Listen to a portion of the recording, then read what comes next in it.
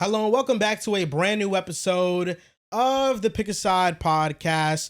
My name is Joel Moran and I'm here with River Brown, Andrew Velez, and Joe Dells. And this is now episode 490.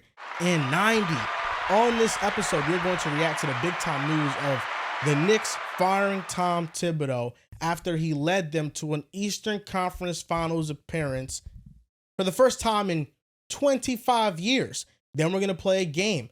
Giannis has been rumored to go to a variety of different teams. We are going to say contender or disaster for these potential destinations for Giannis. We're going to react to the Orlando Magic rebranding themselves back into the pinstripes, and in the NFL, talk about expectations for second-year quarterbacks. Fellas, how are we doing?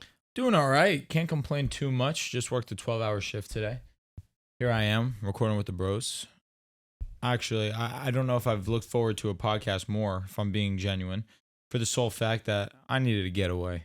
Work was rough today. Learned a lot, but I got my ass beat. I'm excited also because a couple of things. Of course, get to talk about, hopefully, OKC, just because I got my Alex Caruso jersey on. I'm feeling good. But then two, the Knicks.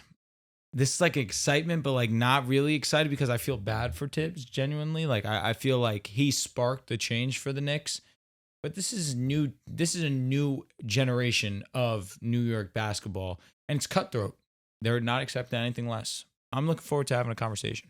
How you doing, Riff? I'm great. I'm chilling. What the? All right. I feel like you're trying to seduce me right now. I don't know. No, I'm good. I'm good. The Thibs firing was tough. Yeah.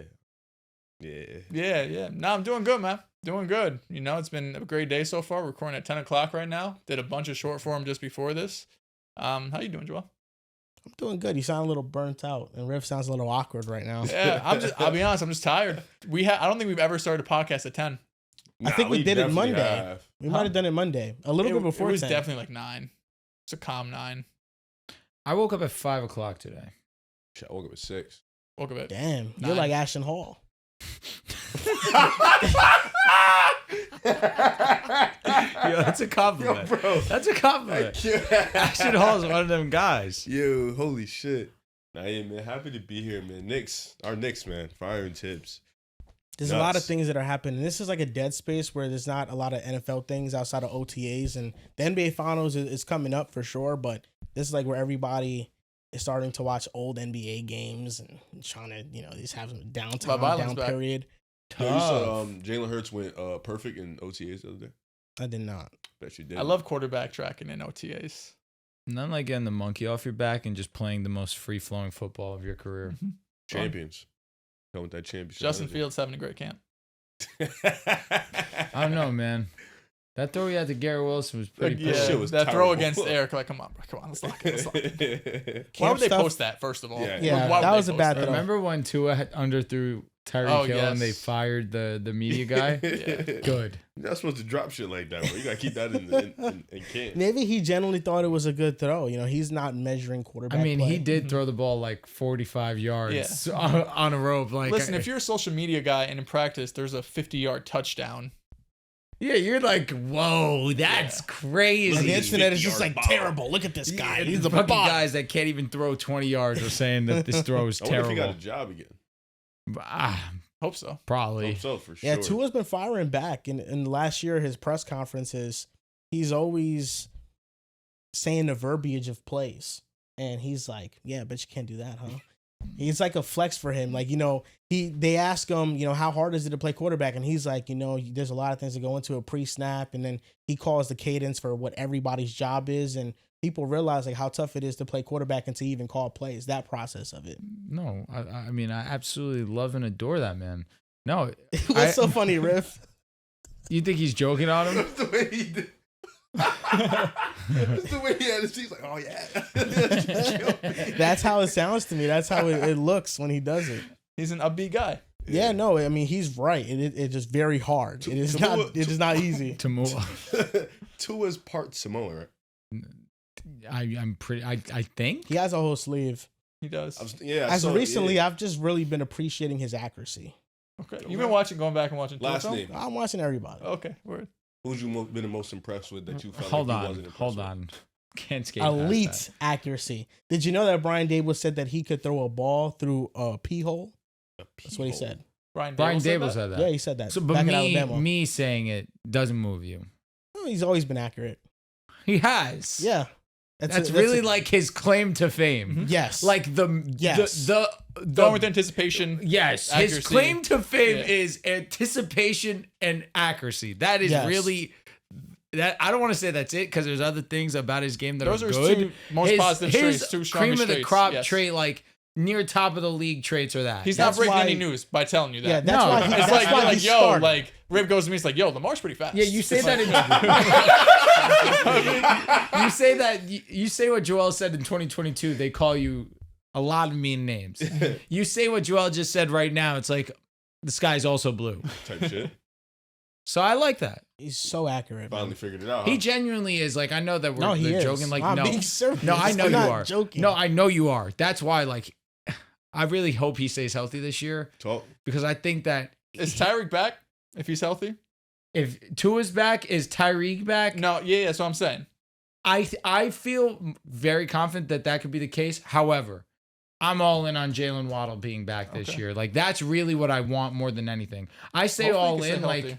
that is who I'm rooting for the most. Mhm. I want Jaylen Waddle to be healthy because I know what the Dolphins have in him. He just hasn't been able to What show do they it. have in him? A dog. Top, a top 10 guy. for sure. Some would say Could. better than CD. No. Some what? would say better than Smitty. Oh, Smitty, yeah, CD's crazy. Lost me. What do you think about No, that? hold Waddle on, versus hold Smitty. on, hold on. Wait. It can be crazy. It can be crazy. No, that fucking lost. me. However, Doesn't. in a perfect world, Jaylen Waddle's healthy. He has Dak Prescott. He could put up 1,600 yards. CD put up Okay. 1,800. All right. He no, did. No, He did. We're not comparing him No, to CD. no. Okay, Oh, okay. okay. The CD put up Yeah. 1,800. I said 16 for a reason. Oh, I mean, I feel like Smitty could put up 16. 16 for Waddle. 16's a lot. 16's a ton. I'm thinking Waddle peaks like around 13, 14. He already did that. yeah, He already did that. That was with Reek, too. Talk. That's what I'm saying. still, I don't know. 1,600's a lot. Jalen is That could an just be his peak. He's an amazing route runner. I'm He's confused. amazing We just speed. Who's picking dudes over Waddle? What's this It's Waddle just the love? injuries. That's the Waddle love's never been gone. I love Jalen Waddle. Just Always did a have. Would you rather? He's picking dudes over It's him. just the injuries. He kind of did pick a lot. I too know, over him. but it's the injuries. Genuinely, I mean, listen. Smitty could put up 500 yards. He was I'm drafted picking him over a lot of Smitty. dudes. for a reason. Waddle Embarrassing. was. It was pretty embarrassing. It's Who not- had the no, I record think for there's a most 5 picks. receptions? Who won the Heisman? For a rookie? Who Who won the Heisman? Heisman? You got it. Yeah, no, I mean college player. Smitty has the best college year ever. Yeah, Waddle says that one 1,300 year. It's Yeah. like DK. No! With respect. No! No, it's just DK. No! DK has that 1 year where he goes ballistic, but beyond that, he's been like 1,000-yard DK guy. has been healthy. Jalen has not. Absolutely. That was- for DK sure. wasn't healthy last year. He started off the season top 5 in receiving yards, then he got injured, and that's why he fell was off. last year? Yes. Also, just the offense that Waddle's in is going to be able to utilize him more with McDaniels. Did DK get hurt? He did.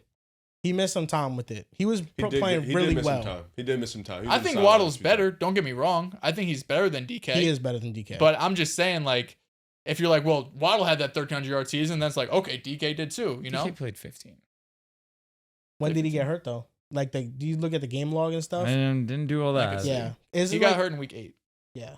What He are missed week 8 and 9. He had a week 10 bye, came back week 11.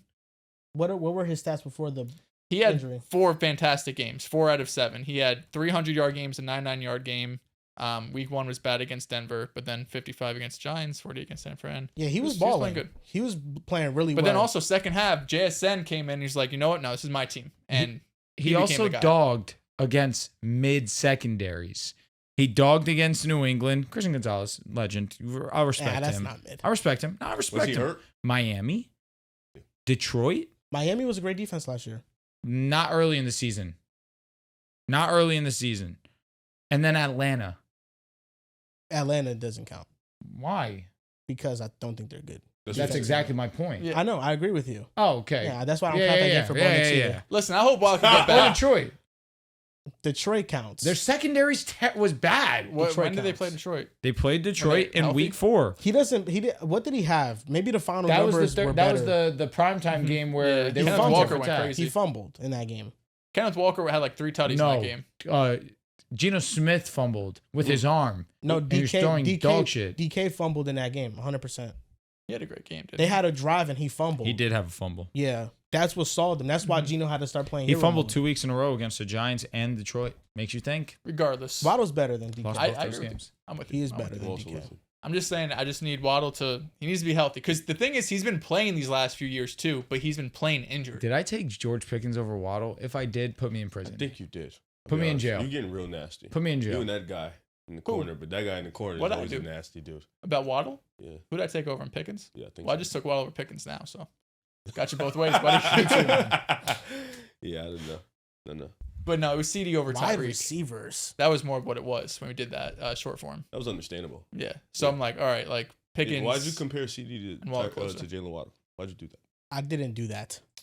Who did it? I never compared them. I told you some would say Waddle is better than CD. Yeah, that's what he said. That Yeah, I you was said- confused. who the fuck said would say that? that? You 'Cause saw I- somebody I say that definitely before? from not the Would said You that. Rather CD Lamb edition. Oh, back in the day. yeah. What a time A lot to of be names. alive. If we would have done a Jalen Waddle, would you rather at that time? Yeah, he would have been like top 7. There's an account, and I guess this Should is we drop a Jaylen Waddle? Would you rather right now? Should. that would be good. There actually is something that needs to be addressed Like we on the did. podcast right now. So number one, if you're watching, make sure you guys like and you guys subscribe to the channel, and also hit that notification bell. Number Please. 2, there is somebody on TikTok impersonating our page. Shit caught me. I had They to are repost one. they are posting old content of ours. It's at double P pick a side, and they have 1,000 followers, and they're posting videos of ours from 3 years ago. And that's why the CD Lamb Would You Rather came into my mind, because that was one of the videos he posted, and it did a lot of numbers For them? Yes, and people are just commenting, this has to be rage bait. This like this has to be after CD's rookie year or something. Honestly, I'm crying. Is it crazy if they're posting 3-year-old content? I'm not that mad. I'm not that mad either. I thought Nah, shit what caught you me mean? on They guard. about to get paid on our content. That's insane. People I- get paid off of big creators' content all the time. I wouldn't be mad if they were impersonating us verbatim. Like if they had their own page, but it literally says pick a side. Yeah, they're crazy. They're trying to be us. Like they have our logo, they have our name, and it's not like pick a side fan. It's not like Pick a side memes. sports edits. Exactly. It's we're pick a side. Like you know what I'm saying? We are So, them. Yeah. If you guys want to, you guys can report them. You guys can do all that. But I'm just letting it be known. That's why the CD Land Would You Rather came into my mind, because Some when names, you man. sent it, I looked at the content that they was posting. They had a Would You Rather too. I remember when I took Jordan I Love? think Jordan Love over Tua, you went ballistic, but I Yeah. mean that's a great take. At the so. time, it was crazy. Great. Right now, Jordan Love's better. but Great. Amazing, actually. There's not a flaw in it. Those Oh black my jerseys God. is fire. You might be the only person in the world that thinks that Tua is better. I than just Jordan like Love. Tua more. I Way more. respect that. Like, And you hate Jordan infinitely Love. more. I don't hate him. I know. I don't hate him. I actually need him this year. I He hate needs him. to lock in. Like hate he pissed me off last year. That's really where my Jordan You were, facts. this- You were all in on Jordan Love. I last was year. all in. Yeah. That was my guy. Yes. And he disappointed the shit out of me. Makes Can you he lock in? That guy forgot how to run. Makes you wonder. And He I was better understand he last was year. hurt. Did you And see then in the Madden stats. trailer they have Jordan Love slipping? Yes. That killed me. I'm not gonna lie. Slipping into crying. a sack or No, he just kind of He just fell, then fell. got back up and Yeah. threw. oh, because that's the touchdown he had against the Cowboys in the playoffs. I was Remember that honestly, play? I was thinking the Eagles' last play of the game where he got hurt. That's Yeah. the first thing that went to Yeah, me. I also thought of that moment as well. But looking The back game at they I it, lost. think the Cow- I Wait, remember. which one? Which He- game? The one they lost or the one they lost? the one they lost, the first game of the season where everybody was slipping on the field, where Kenny Clark got a foot injury, and that's why he wasn't healthy the entire year, and the defensive line you and talking pass about the rush field you suffered. complained about that we both played on in the game you thought you would win? Yes, that field. okay. That field was awful for And both then when teams. we played on regular field, what happened? There's some arguments. It was you a close you game. Can't. There's some arguments you can't fight. It was a close game. It was. That was the Absolutely. closest not close game of all time. That was the closest you knew the Eagles were going to win game ever. Yeah. They had control of it. Who? The Eagles did. Oh, yeah. Okay. But I think the very first play, the kickoff, the Packers fumbled and like gave the Eagles Yeah. a touchdown. Might have been a second. Yes, when they called they called something. Man, football just be having these sways, these ebbs and flows. Like the Chiefs. So unfortunate. Chiefs don't really have many. I mean, I Guess a little bit. Man. They go from up here to down to up here. I really hate when teams make mistakes like that on special teams. It's just so backbreaking, those Hurts. turnovers. Should I They're break out awful. this Would You Rather Jaylen Waddle right now? Let's do it. All right, this is a Would You Rather Jaylen Waddle edition. Make sure the apology is as loud as the disrespect. First name up, Lad McConkey. Taking that. Lad. I'll go live. I'm glad you guys are one-season merchants. Next name up, Terry McLaurin. I'm taking Terry McLaurin. They breakout season last year. This Don't was forget that. this was always my Joe, pick. Yeah. Joe, Don't forget talk that. about a breakout. Let's go. 1,000 yards. 1,100 yards. Joe, 12 touchdowns. you can't write a Something like better that. story than getting 1,130, and you telling me it's a breakout. I'm sorry, he had 1,096 yards. 1,096 yards score at merchant. 30. 13 Box touchdowns. Breakout. Give me Terry, though. Second in EPA per target. That's fire. Next name up, Garrett Wilson. I'm taking Garrett Wilson. I still take What does Garrett Wilson actually do better than Waddle? He's a better route Play. runner. He has better Play, hands. maybe. Yeah. I think Better after the catch, I hands. think after the catch he's special. I think Waddle's faster, but after the catch, I think Garrett's got more in his bag than Waddle does. Oh my God, you're a bad guy. I'll go Garrett slightly. I'll go Garrett Wilson. JSN. I'll go JSN. Waddle. JSN. Jason's breakout was real. DJ Moore. This is the closest. What am I getting from I just DJ don't Moore know what I'm next getting year? from. I'll take the if Jaylen Waddle's healthy, give me him. I'm going with Jaylen Waddle. Yeah, if Jaylen Waddle's at his best, I think he's better than DJ. George Pickens. Jaylen Jaylen Waddle. Jaylen Waddle. Waddle. Jamison Williams. Jaylen Waddle. Waddle. That's close. Oh my! I don't hate That's it. close. Jamison Williams. I don't know if just because it was last year. The deep threat he is, the speed he When is. Jaylen You get the Waddle ball is in his healthy, hands. though, He's special. He's horrible. When Though. Jaylen Waddle's healthy, He the finally deep got threat one he right. is- I applaud Oh you. shit! The I think- receiver, the Tyquan Thornton. Drake London. Drake London. I'm talking about the speedsters. You love 40. Chris times. Olave. Oh. To be fair I though, don't know. most speedsters are usually ass. Yeah, that's a fact. They Jalen are. Waddle. They all get That- hurt. No, Jamison Williams, he was special last year. His efficiency. Yeah, Give The me targets he Waddle, had bro. and the amount of receptions on the yards is correct. Tyquan Tyquan Thornton's legitimately my only dud. yeah. But I think He's the real one that is holding me back. We're Jamison- Tyquan versus Romeo Oh Dobbs my god, You got Well, it, though. Dobbs definitely You got it, Dobbs though. I'll definitely give it got to you. by a hair. No, look, this is insane. Jamison Williams, 58 receptions, Yeah.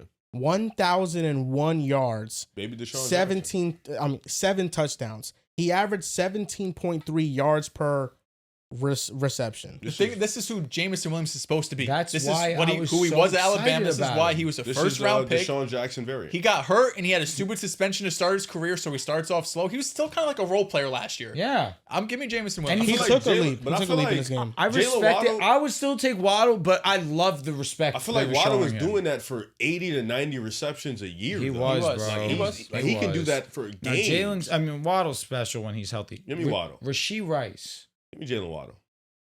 I can hear both sides. I think I would take Waddle. I think he I'll is take more Waddle. talented Yeah. than him. I'm thinking of Waddle and Rasheed's role healthy. Okay. I'm I also like thinking that. about that. I mean, if Jaylen Waddle was on KC, I'm sure they'd rather have Waddle in KC than Rasheed. All things being equal. Marvin Harrison. Jaylen Waddle. Give me Marvin Harrison. Jaylen Waddle. Okay. Interesting. Jaylen Waddle. You're off the Marv train. No, I'm not. I'm just wondering. I think Jaylen Waddle's great as well. Okay. I mean, these are great guys like Jordan Addison. I'll go Jaylen Waddle. I would go Waddle. Interesting. Yeah. I'd go Waddle. Jordan Addison may be. Waddle. Let me ask. You're Addison guy. Is Jordan Love Addison overrated or underrated? He's think he's just underrated. More under than over for sure. For sure. I think He's a rated very properly. good player. He's a very good player. I think so too. No one puts him in like the T. Higgins of the world, which I don't think he should be in. Yeah, I think but he's rated properly. He's a high-end wide receiver number 2. yeah, he's like second tier wide receiver. Do Too. you want to know why in my He could be mind 2-1. I feel like I think that people are overrating him is because of all the duos that have him and Jet Jet as carries. Yeah, it's as Jet a carries. top 2, top 3, which I understand that it's Jet, but you still have Jamar and T, and it's like people are still like, yo, but Vikings with Jettas and Jordan. You know what I mean? I think they can make an It's argument like for top when three they still. had it's like when in the NBA when they used to where they have ranked Giannis and Middleton. It's like Giannis probably carries a bulk of it, but Yeah. Middleton is still a really good player. Mhm. All right, last 2 names. Jerry Jeudy. Give me Jaylen Waddle. I would take Waddle. I don't hate either answer here. There's only one correct answer. Jared Judy won for 1,300. You don't last like year, 1 pal. year merchants.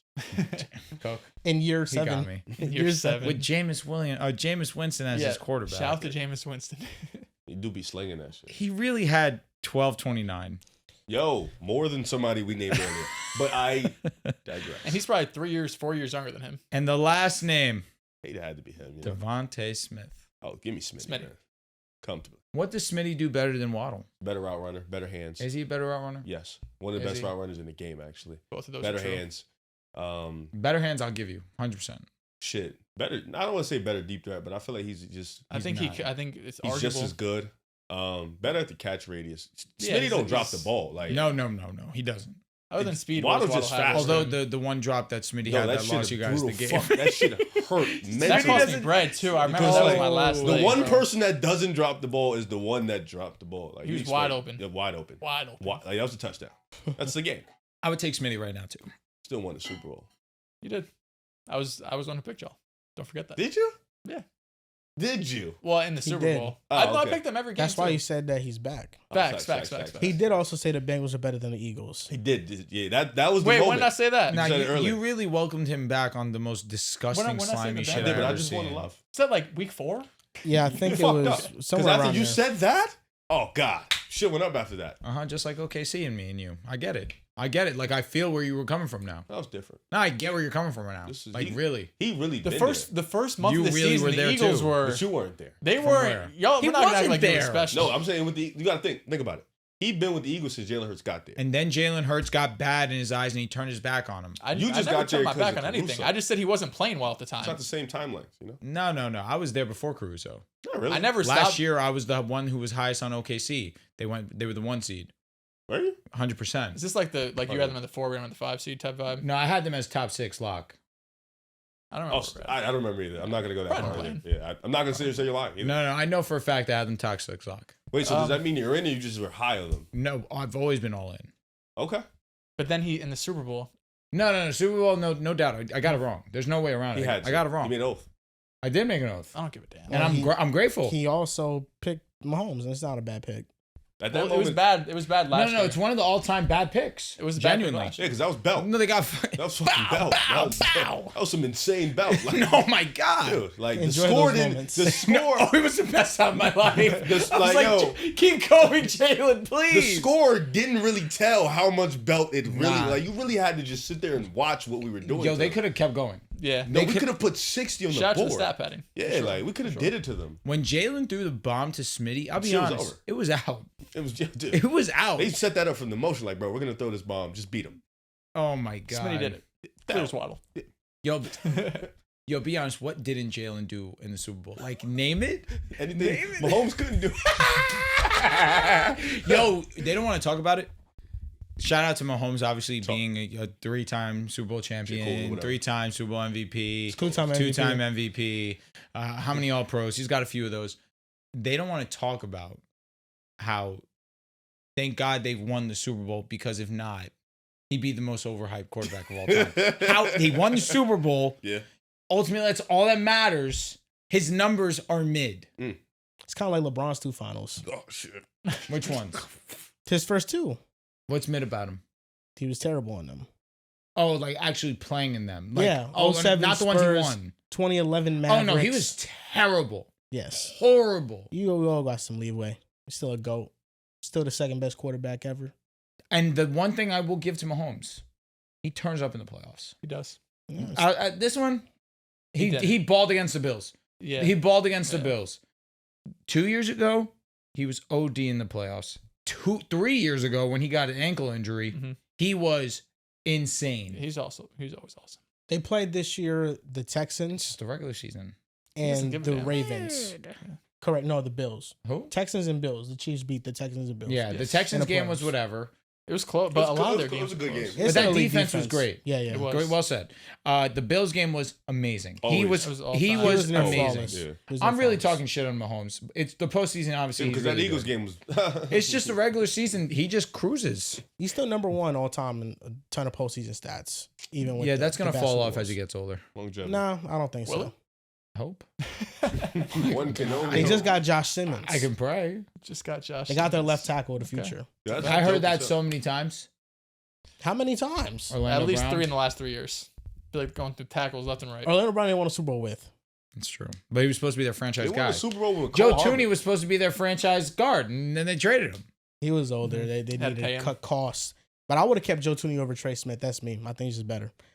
Trey Smith didn't have a really good pressure rate allowed. And Trey Smith also, he got flags, didn't he? Like, that was his thing. He had like 5 He's younger though.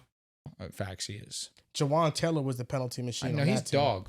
Yeah, Dude. he's not that good. But I want to share this with you guys because PrizePicks, proud sponsor of the show. Oh. So PrizePicks has NFL season picks on their platform already. These are the second-year quarterbacks. Tell me if it's too high or if it's too low. Expectations for second-year quarterbacks. I like that. J.J. McCarthy, 24.5 passing touchdowns. Kind of like what we were talking about when we had the Vikings as our NFC North favorites. They're very talented, and clearly, PrizePicks doesn't believe that J.J. McCarthy is going to be affected by just being a rookie. He's in an infrastructure that he's going to thrive in. Yeah, he's. Oh, thank you. Appreciate that. He's in probably one of the best infrastructures we've seen for a rookie quarterback. I mean, you have an elite coaching staff. You have an offensive line that's getting better, especially in the interior. You have the best wide receiver in football. You have, like we mentioned, a high-end wide receiver, too. You have a great tight end in TJ. You have a solid running back group of Aaron Jones, Jordan Mason. I don't see why, like, if he's failing, I think it's because of him. I think the play calling is going to be excellent. I think the coaching is going to be excellent. The wide receivers, barring any injuries, are going to be there. Like, you know what you're getting from Jet. And he's been able to do it with any quarterback. So, you know, at minimum, if J.J. McCarthy gives you a solid rookie season, you can get a great offense from this group. So, really, it's just on him. It's really all the pressure, all the expectations is on him. This team is prepared to at least make a Super Bowl. This team is prepared to be in the NFC Championship game. Obviously, last year they fell short of that, running up against a hot Rams team that just put belt to them. But they're prepared to make a run. And in the NFC North, you need to be great. You know, Jared Goff was great last year. Sam Darnold was great last year. Jordan Love, they have him. He was great last year.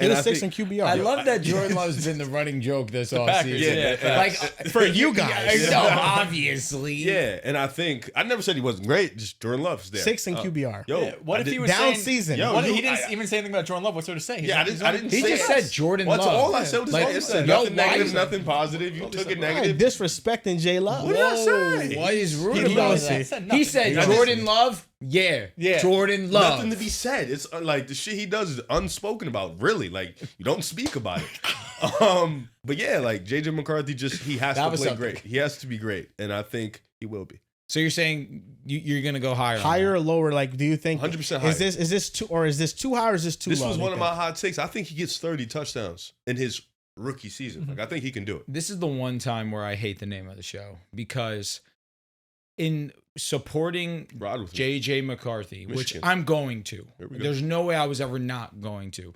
I am by proxy rooting against the Detroit Lions, who I really, really badly want to see win the division for a third straight year. It's just hard to do that. It would be the all-time great take. It really would be. Yeah. I just think JJ's going to be special this year. He has an amazing arm. He's in an amazing they have an amazing infrastructure around him. You have Jet, you have Jordan, you have Hawk, you have the great backfield of Aaron Jones and Jordan Mason. And you also have Coach of the Year Kevin O'Connell. Like, there's everything you could ask for on this offense. And they improved the offensive line this year.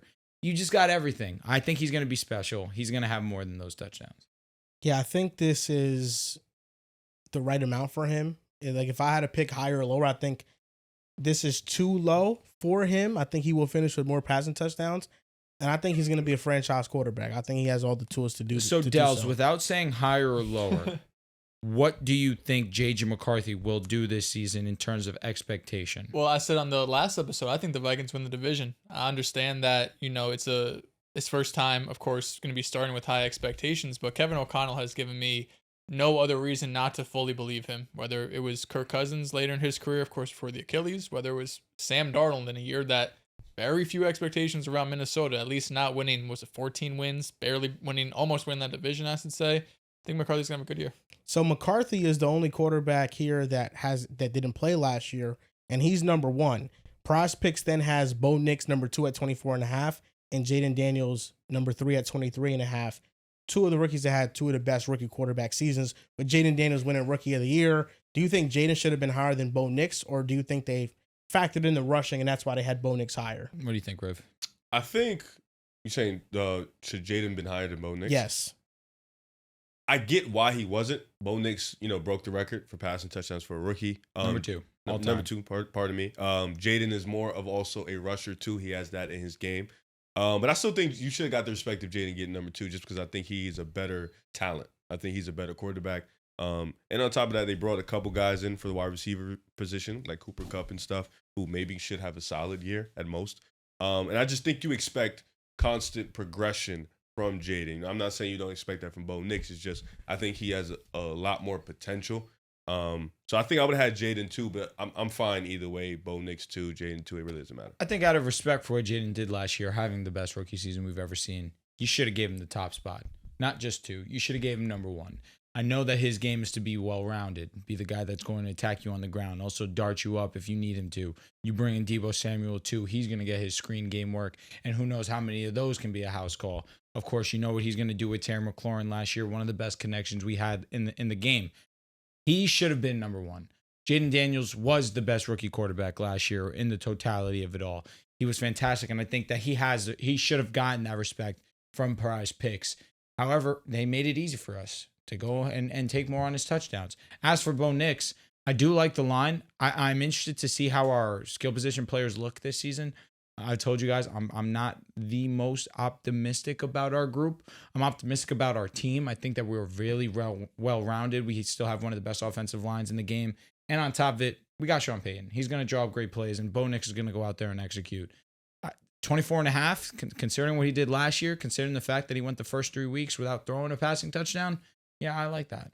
I feel like Jayden Daniels is in a weird position because he was clearly one of the best quarterbacks in the league last year. He made the conference championship, and now that might be the expectation for him again because they're really high. He set the bar extraordinarily high to, even if he has a solid season, I don't think it's good enough. A solid year for him is a regressing year. He has to take another step or else people will view it as a disappointment. And that step, what more can he do? That next step is being a legitimate MVP candidate, which is what I thought he was last year. No doubt. Like, his expectations are very high.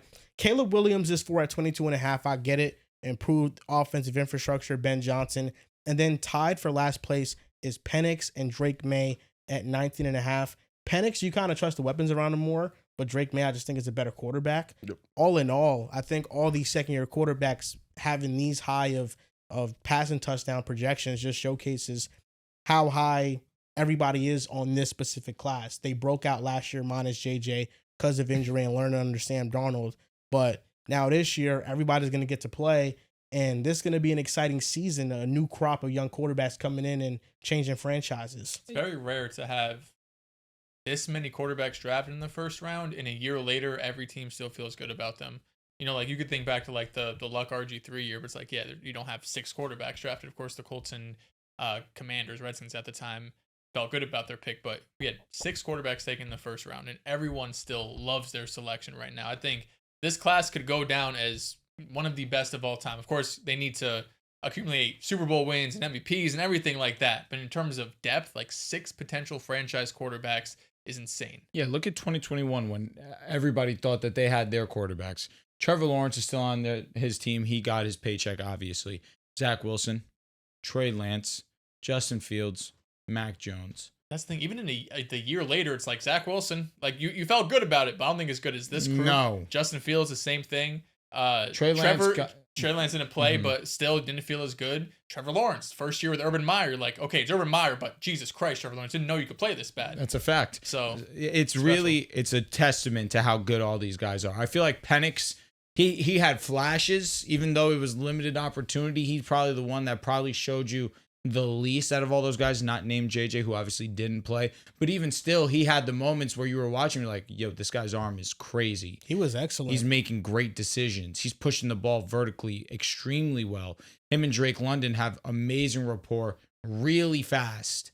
There's a lot to like about this sophomore class. And threw a clutch touchdown to Kyle Pitts against the Commanders. Is Kyle Pitts back this year? No. Is this it? He's on the trade block. They put him on the block? All the reports are Yeah, that Broncos need to tap. He's due for we got a Evan contract. Ingram. We got Evan Wasn't Ingram. Joe Burrow's class deep with quarterbacks? Oh, absolutely. Joe Burrow, Tua, Herbert, Justin Tua. Herbert, Jalen Hurts, Jordan That's an Love. all-time class. Yeah. It's an all-time class. That's probably the one that this was Facts. probably rivaling. I feel like with this one, everybody went to great organizations outside of the Patriots, but now I think they're looking- fine. they're- They're fine. Atlanta, great organization. shit, Chicago. I'm not like trying to push back. I'm just asking a question genuinely. I think they're a good organization. They had offensive infrastructure. Mhm. They had Chicago's Drake up London. and They had down. True. Kyle Pitts. They had True. Darnell Mooney who played Chicago's really up well. and down. Chicago's bad. They're up and down. Chicago's a bad organization. Yep, It's a you're fact. not The wrong. Commanders last year, bad organization. They are a bad organization. He They just saved turned it them. around, He yeah. saved them. Yep. We're gonna see what Ben Johnson does. They had a but whole new, just You're right. clean house too. Yeah, watching new them. G. Well, they have wanna- new ownership too. Yeah. To be fair, Really, Uh, outside of Caleb, I thought the Broncos are great. The Vikings are great. The Commanders, new They're getting ownership, better. they're They're trending definitely towards getting that to better, where yeah.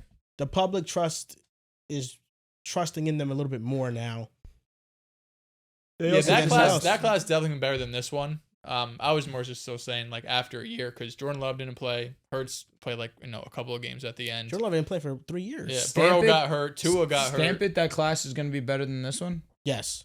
It'll be hard to beat Burrow. I agree. Herbert, No, but Hurts, Love, with the way Tua. that the conversations are, Caleb Williams was supposed to be Mahomes. So there's still hope for that. Drake is supposed to be a dude. There's Yeah, still Jaden's already a dude. Drake was supposed to be the second overall pick, and Jaden Top went, three. and then Jaden ended up being better than both of them. JJ could be better than two. I just Bo, don't Bo think- Nix threw for the second They most definitely touchdowns. could. It's just those guys are so locked in. Like you got two top 5. Yeah, quarterbacks, no, Yeah, that's you know? true. I don't think that any one of those guys is gonna be better than Joe Burrow. And I Caleb? think Drake may seal. No, I don't think so. And I think Drake may ceiling is Justin Herbert. I think that's his ceiling. I think it's gonna be Jaden tough can be for better either. than Burrow. I Jaden- think Jaden Caleb could be. has the tools to potentially one day be in that conversation. I don't know if to be outright better than Joe because Joe is a special It's dude. a safe bet to take Burrow's gonna be better than all. Yeah. of It's one thing to have the tools, and it's one thing to play the quarterback position that way. Like I think Burrow I think is just better. Caleb last year, considering situation, closed the season pretty well. And He had his good season moments. as a whole, again, when you look at it in hindsight, he kept the ball safe. He took a ton of sacks, terrible, horrible, no good. But he still was able to make the most out of a bad situation. I don't think Caleb's rookie season even compares to Burrow's rookie year. Absolutely not. And Burrow dealt with the bad offensive line. Mhm. T. Burrow Higgins was was good on the his rookie outside, year. but really it was an unproven bad organization. And Joe Mixon. Joe Mixon Mixon's good facts. too. I think Caleb played fine. I think the sack rates are alarming. I They're, agree. They're historically bad. But I think a lot of that was situation and scheme and not being able to be on the same page. There were times where he called the correct checks and his offensive line didn't pick things up. Yeah. So that's why I don't hold that situation over him. I think he has a talent. I just think that Burrow has It's Burrow. proven I that agree. the talent If isn't what makes him elite. if you believe some of the stuff that comes out of Chicago last year, like Caleb Williams is studying film by himself, coaches aren't telling him what to do. You got to throw this season out like we did Urban Meyer with the Jags, like Yeah. with Trevor Lawrence. You know what I mean? If that is true, where like the coaching staff really does not know or isn't a part of film study, and you're not in there with him during the week, like he's the only one in there, I can't put anything really on Caleb because I know how great you were supposed to be and as a prospect and everything, but you don't have coaching, no quarterback's gonna figure it out. If any of these second-year quarterbacks passing touchdown projections intrigued you, you can go to PrizePicks and use code PAS.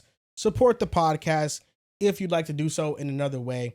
We're going to get into the breaking news of the week, and that is that the Knicks fired Tom Thibodeau. Didn't even give him a month. Now, man. in his time, 5 seasons, 4 playoff appearances, the 8th best record in the NBA, the 8th most wins in that time, 2 40-win seasons, 2 50-win seasons. And this year, went to the Eastern Conference Finals and was fired after taking the Knicks to their first ECF Tough in work. 25 years. It has the public saying, what more do you got to do if you're a great coach? I mean, this guy did something that the Knicks haven't seen in forever, and he still got fired. Every coach from 2018 to 2023 that has won Coach of the Year has now been fired. We're talking about Mike Brown, Dwayne Casey, Mike Budenholzer, Tom Thibodeau, Nick Nurse, Frank. I don't think Frank Vogel was Coach of the Year, wasn't. so I'm not gonna name him. But yeah, all those coaches got fired. Coach, right? He was. He was a finals coach, and he got fired from the Lakers as well. So now Tom Thibodeau joins the list. Won it with Indiana. Yeah, but I'm saying from 2018 to 2023. Oh, okay. Yeah. So now it leaves us with the question, was it the right decision? Knicks fans, floor is yours, man. Knicks Nation, man. So- Face of New York basketball. I said it Mecca. I appreciate that, 2 boys, games more than you each, know. yeah. Holy shit. Beat you. I don't give a trip. Larry. Sounds like some shit some losers would say. It's actually Knicks what winners are. would say because you win. Interesting. Last year? Yeah, it was amazing. Hmm. You've experienced that as a Knicks fan? Shit. Oh, Wow. no, I haven't. I don't think No. many I'll be honest. have it. I said it after the Knicks blew it in Game 6. I said, shit, man, if this is what being a Knicks fan is, this ain't it. That's the high. No, that's That it. is, That was the high. I was upset for Thibs because I have said and been in support of Thibs for being one of the guys to help change the Knicks culture. I think Leon Rose, obviously, we look at being at the forefront, and Jalen Brunson. Those are the two main guys that stand out. I go Jalen Brunson, then Leon Rose. But without Leon Rose, there is no Jalen Brunson. So you need to, of course, respect Leon and what he has done to change how we view Knicks basketball. But you can't talk about the future or what the Knicks have accomplished without mentioning what Tom Thibodeau did for them. When Julius Randle goes to the Knicks and you have a young RJ Barrett, somehow, some way you overachieve and you make the playoffs, so much so that you turn Julius Randle into a second team All-NBA player, comeback, most improved player, amazing team, amazing overachievement, to the point so much so that we're disappointed in them losing to the Atlanta Hawks, who ended up going to the ECF that season. It was the turning point of looking at the Knicks and saying, all right, maybe they're not the same old Knicks. Maybe they're not just the guys that we kind of gloss over. Ironically enough, the year after that, they were kind of disappointing, but they made a mega move that nobody saw coming to be what it would end up being, and getting Jalen Brunson for a 4-year, $100 million contract, unless your name was Joel Moran. That was really the turning point for their franchise. And Thibodeau was obviously great in what he was able to achieve. Get the most out of his guys. You could argue too much he was asking of them to put forth. Now, I say all that to say I want to respect Thibodeau and what he meant to the New York Knicks. However, his lineup decisions were most definitely questionable. Shout out to Shaq's NBA. He put the lineups together just in a lot simpler way for me. So of the possessions that were just of Jalen Brunson and Karl Anthony Towns, they played together on 2,958 possessions. Of those possessions, 2,607 were with Josh Hart. 214 were with Precious and no Josh Hart, which means 28-21 out of 59-58 possessions, Jalen and Kat shared the floor with at least one of Josh Hart and Precious Achiuwa at 95%. And those are two guys that are not benefiting Jalen Brunson and Karl Anthony Towns whatsoever. You could attribute it to two things. Obviously, the team wasn't that deep. There was definitely not that many different lineups that they could throw out there. But then again, you saw in the playoffs when they got into foul trouble and Thibs' hand was forced in that series versus the Pacers, where they were experimenting with different lineups and they were able to be successful. Some of their best lineups were without Jalen Brunson, were without Karl Anthony Towns, were obviously without Josh Hart, more importantly than not. There was a bit of a roster construction issue, but at the same time, Thibs did not trust the guys on the bench either. And he didn't do the best of job at maximizing Jalen Brunson and Karl Anthony Towns. I think that you appreciate what he was able to accomplish. He did something that the Knicks haven't been able to do in 25 years. He'll be remembered forever by Knicks fans. He'll go down as one of the best Knicks coaches in their franchise's history. But at the same time, you need to know when it's time to move on. And I respect Leon Rose for acknowledging and realizing that you are not going to reach the mountaintop with Tom Thibodeau as your head coach.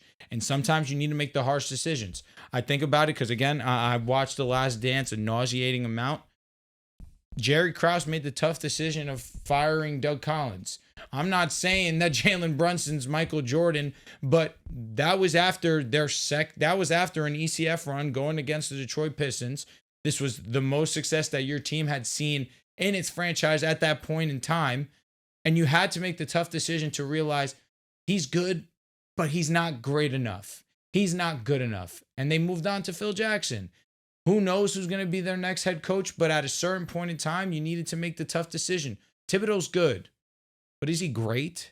Is he going to be the guy to get us to the championship, to ultimately win the championship, which is the only reason I was brought here to do? So I can understand where they were coming from, and I'm okay with where they're going. Because up until this point, Leon Rose has done nothing for me to doubt any move that he's made. The last time a team fired their coach after making the conference finals was the Pistons with Rick Carlisle. And then they hired Larry Brown and they won a championship the very year after.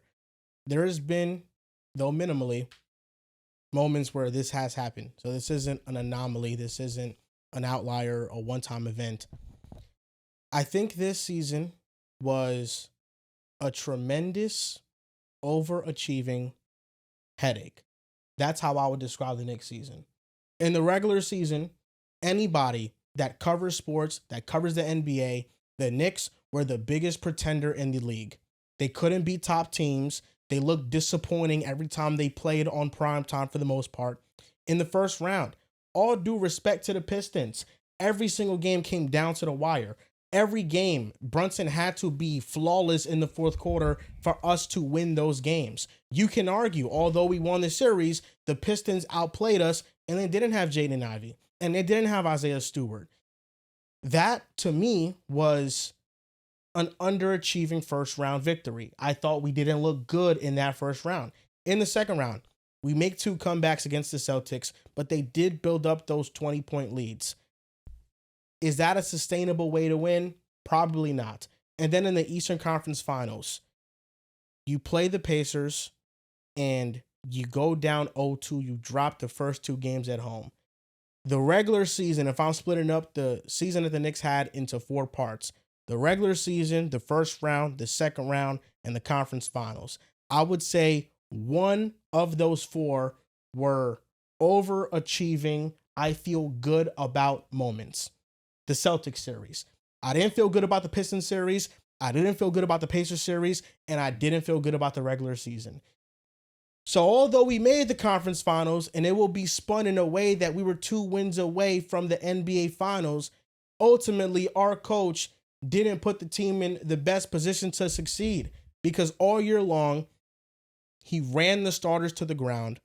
Josh Hart, for whatever reason, was top 3 in minutes played per game in the entire NBA. In the postseason, Josh Hart was a clear negative with the starting lineup. The lineup of Brunson, Mikal, OG, Hart, and Cat played over 2,500 possessions. It was a negative lineup in the regular season and the postseason. They never experimented with a fully spaced out floor. Deuce McBride replacing Hart in the starting lineup, that had a plus 17 net rating. They played under 100 possessions together the entirety of the year.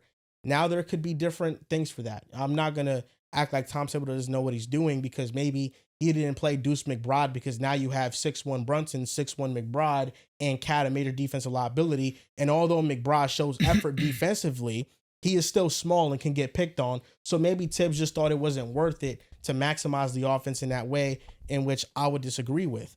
Karl Anthony Towns, I don't know if you guys knew this, but he had a lower 3-point attempt rate than Julius Randle this year.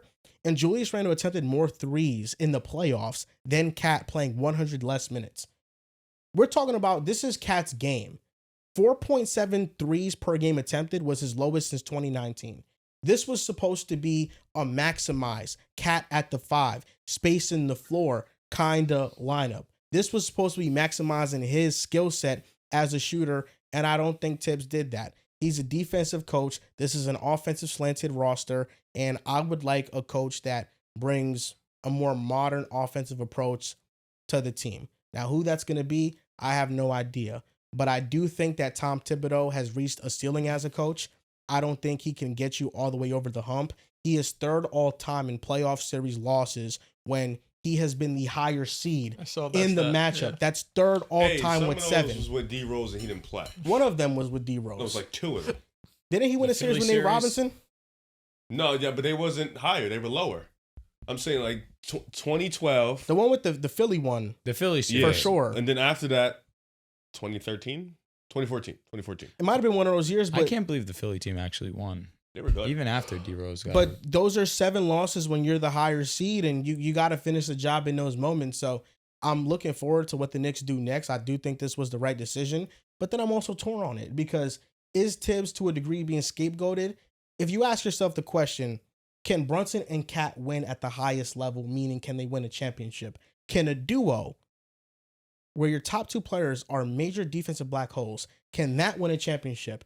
And if the answer is no, then in a way, Thibs was scapegoated, but Thibs also didn't maximize the offensive pairing, and they weren't good together consistently all season long, and in the playoffs, they were better without each other on the floor. And that's more of a personnel issue. So I think the Knicks have some things to address. I think the coach was the first thing, but now the next question is Brunson and Cat, are those the 2 we're building around? Yeah, I think that's a fine question. I also don't think the question needs to be, can they win a championship? I think the question should be, can they at least keep you in the hunt? Can they get you there? Can they give you a chance? Because listen, the NBA is tough. There's so much talent in the league. Not everybody's going to be able to just be a guy that can win you a championship. You're always not going to find those guys. So it's about, can they at least in a year, like prior to this playoffs, give you a chance? And I think this year they've done that. Well, in this playoff specifically, I think against Boston, they were able to get, of course, some luck, but also them just playing super hard, and being able to win that series.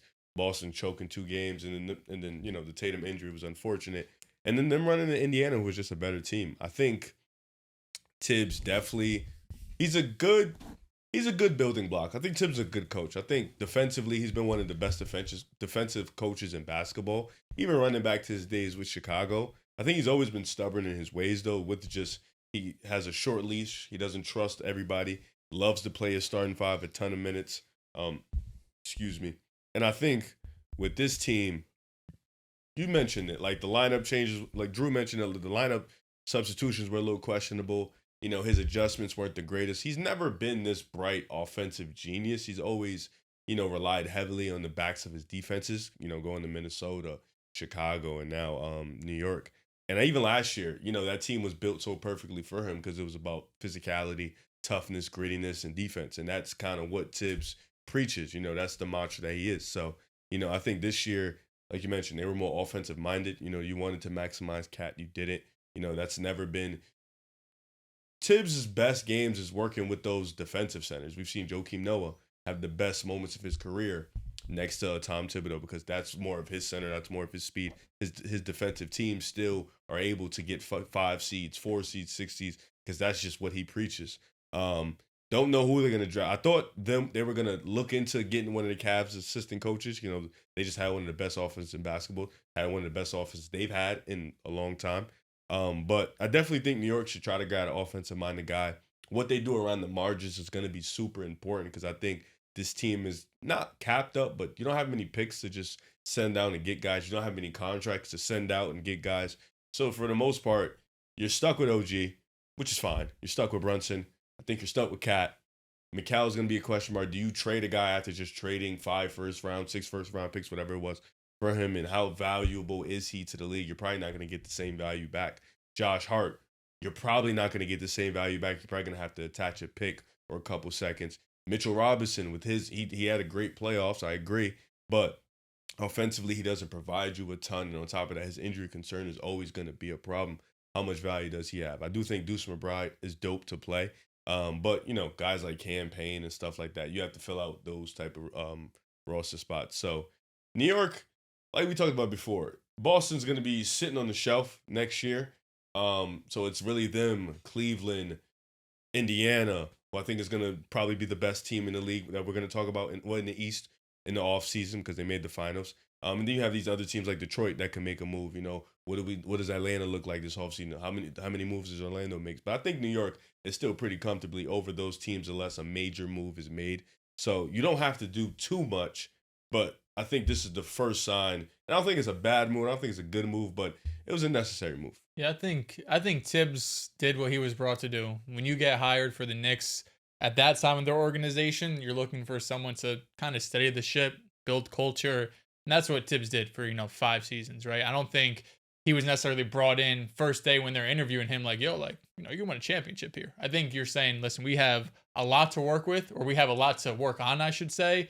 We want you here to be able to work with these players and show them how to build a winning culture and, all of the success you've had, whether it's an assistant or a head coach. We want you to bring that experience here because that's what New York was lacking. I mean, all the coaches before Tom Thibodeau, it's a clusterfuck of just terrible, terrible decisions and terrible hires. So Thibs came and he just was able to steady the ship and provide a winning organization. You were like, this was the best season you had in 25 years. So I don't know how you could ever be mad at Thibs, but you're right, Drew. It's a little upsetting to see him go because he was able, what we're seeing right now, this version of New York Knicks, how hard they play, how great Brunson has become. These guys like Josh Hart and OG Anunoby and McHale, this is all, in the culmination with Thibs here. And of course, being helped with Leon Rose. So he built the organization. He built it back up, really. But I don't think he's the person that's going to take him over the hump. And I think Knicks fans should be happy about this decision, even though we don't know what the result's going to be, right? Like the next head coach could be a disaster and you get bounced in the first round. We don't know what the result's going to be, but I think the process is right because it's easy to lie to yourself, right? It's easy to be like, listen, like you said, Joel, we were two wins away from the NBA Finals. We run it back next year and bring in a little piece here or there. Boston's on the shelf, like you said, Riv. We were 2 wins away last year, man. We could do it next year. It's really easy to say that. I feel like most NBA teams lie to themselves and be like, no, this is good enough. We don't got to blow it up. We don't got to make a move. But I think New York was real with themselves and said, Tom Thibodeau has been great, but he's not going to get us over the hump. What I'm interested to see now is, okay, what's next? So I think you tweeted saying Thibs gets fired. You think it's more likely that Cat stays. Yes. I hope that's not true because you're only winning half the battle. I think Thibs is part of the problem, but realistically, I do not think the Knicks are going to win a championship if you have Cat and Brunson being the foundational pieces. Brunson is locked. He's not going anywhere. But I do think you need a different number 2 alongside Jalen Brunson. I don't think you have to have this offensive-minded guy who is just going to be a disaster on defense. You ideally want somebody who can create his own shot, but also be a plus defender, if not ideally great defender, and ideally a big too, because I don't really want to rely on Mitchell Robinson. I think the Cat for KD trade that's got thrown out there, that's the move I would make if I was New York, because unlike going to the Wolves, where the Wolves have like this 5+ year window, the Knicks window is like, in theory, it's 5 years, but it's probably not. Like Jalen Brunson's 30 years old, Josh Hart's 30, McHale's about to be 30, OG is younger, but he's dealt with injuries. The Knicks don't have like this 7-year window to win a championship, realistically, right? Like I think you should really be thinking the next like 3-ish years, because on top of that, second apron stuff, potentially if you extend all of these guys. So the fact that they have a shorter window makes it more likely, or if I was the Knicks, I would make that move for KD, especially if the price is lower like it's been reported. And I think for the Suns, it makes sense too. You don't have your picks. Cat's able to go there and still, you compete. Again, a team that's going to lie to themselves. But that's probably the best player you're going to be able to get out of all the potential trade packages. But just to kind of round it up, I think if you're a Knicks fan, this is the right process. I think Leon Rose making the right decision saying, no, we're not close. We would have went to the finals somehow. We're getting smoked by the Thunder. With respect to the Knicks, I think they get smoked by the Thunder. So you be real. Got to get rid of the coach. Now what they do with the rosters next, because if it's like a couple moves around the edges, to me, that's not enough. I think you really have to make one big move to this roster for it to be a legit contender. But who? Like, who can you get it's Cat? It's Cat. I'm saying, who can you get, though? You can't get anything for Cat unless it's a KD swap 1-for-1. Sorry.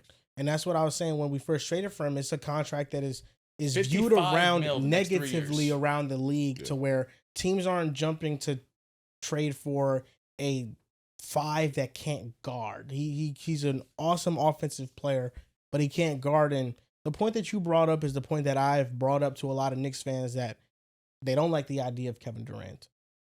I know he's older. I know he's 37 years old. I know that he comes with some injury risk. Over the last 4 seasons, KD has played more games than Cat. Now, part of that is Cat played one season where he only played like 29 games, and that lessened the number.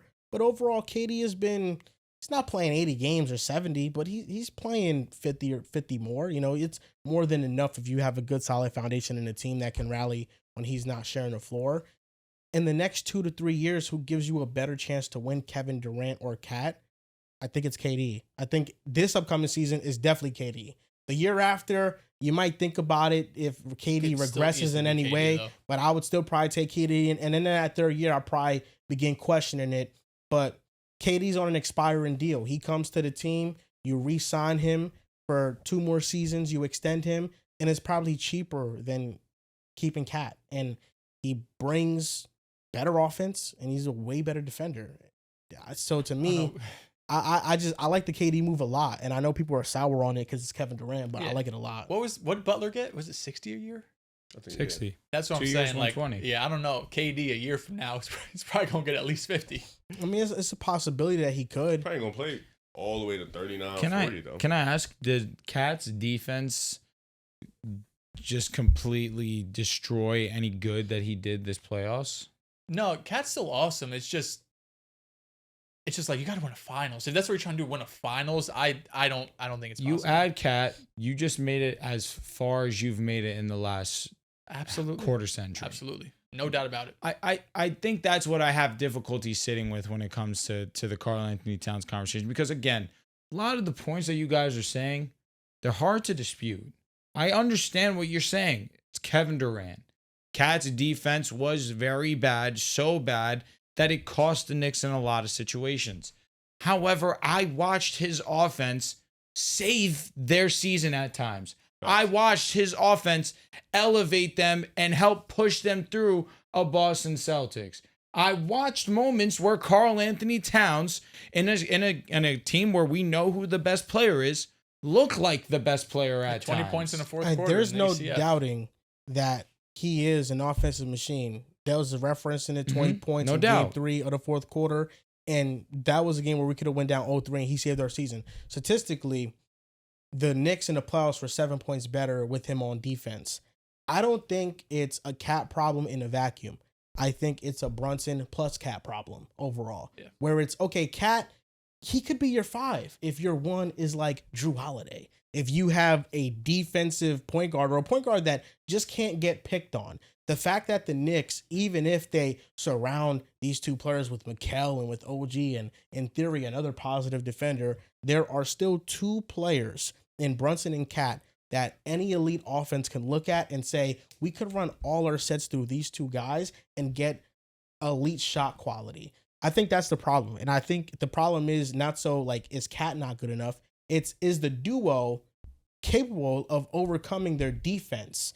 And Brunson, we know, is untouchable. So Cat becomes the odd man out because Brunson is untouchable. The tough part is if you can't get KD, You're stuck.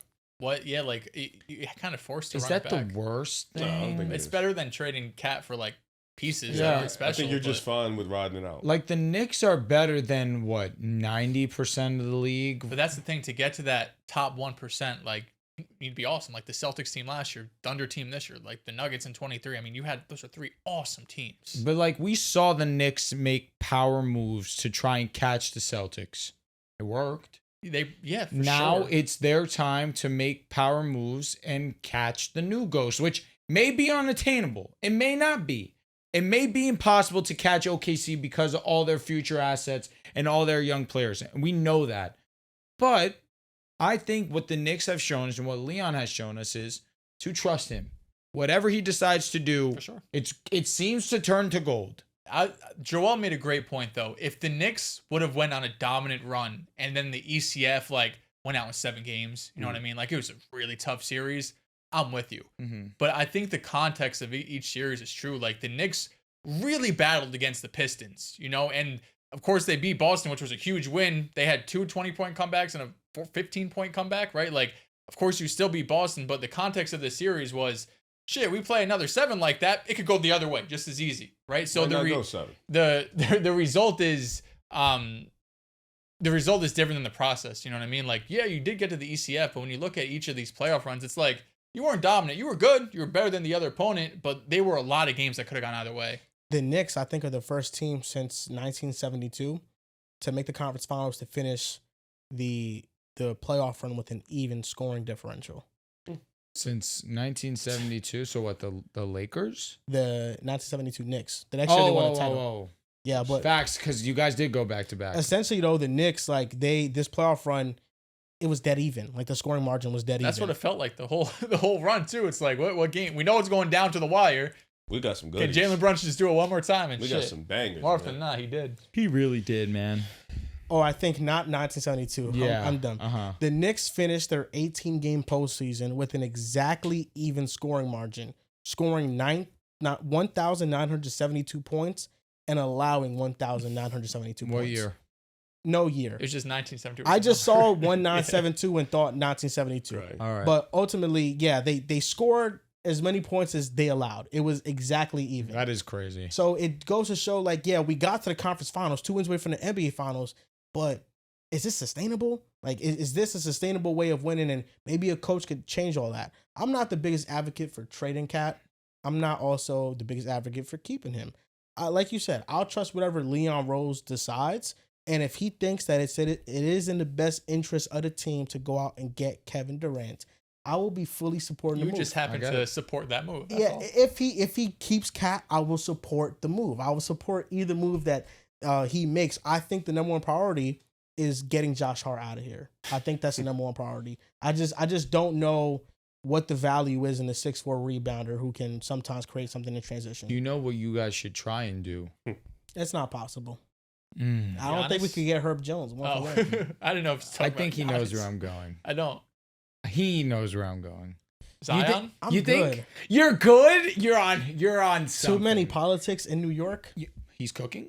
I'll leave it alone. He's cooking. You're lost, I am. but he's cooking. I'll leave it alone. Well done.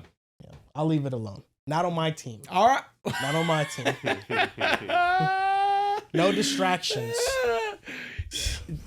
Gonna leave you out of the loop. It's Oh, all Riv has Denny no idea. Advia. Denny Advia. I know. Come on. Denny Advia. Denny Advia. Yeah, no, that's what we're He talking clears, about. by the way. The real always knew. Low key better than Yeah, Mikal. it wasn't like that a year or two ago. No, it was. No, Just It too was. biased. and it wasn't. He's better than Mikal too. I What are your thoughts on really Mikal? love that. Because he had some moments in this run for Mikal was sure. fine. But, He's not untouchable. Oh, hell no. If the right price comes, then I'd do it. Remember when the Nets organization kept throwing out them posts like them posts that Mikal's untouchable and talks. We want to build. I around would Mikal. low key hit up the Grizzlies, and they were one of the teams that wanted to get Mikal Bridges. I think What they you trying to offered. get, brother? I think they offered the Nets like 3 or 4 first round Yeah, picks. but that's not Bring today's Bane. Bane. years ago. Bring Bane over. not Bane. Now you're hilarious. Bring me Bane. The contracts in order for them to work, because Bane is making too much money, so I don't think that would work unless like we're 10 more. sending Mikal and Josh for Bane. Even I don't know if I like it too much still though. Bring me Bane. But the contracts that would work, the trade that I cooked up was that Brandon Clark, his contract is needed. Mm-hmm. John Conchar, his contract is You needed. can have him. Jaylen Wells. Whoa. If I'm the Knicks, I would want Jaylen Wells in return for Mikal. For Mikal? Yeah. What do you think Jaylen Wells is? What the fuck do you think Mikal is? Can we be? Wait. He named 3. that was like- my first reaction to Riv, but I don't He something. He didn't name He's anyone good. Whoa, crazy. Jaylen Why would Wells, he- no. Why would you give up a dude on $2 million deal that's coming off a rookie year That's that a good probably point. This can is a do contract, exactly what Mikal can do next year? Because you- No, because we cannot. You have Ja, Bane, Mikal, Jaren Jackson. No. We're not. What? Jay Clark cannot do exactly what Mikal can I do. didn't say Jay Clark. Wells. Well, excuse me. That's what I meant to say.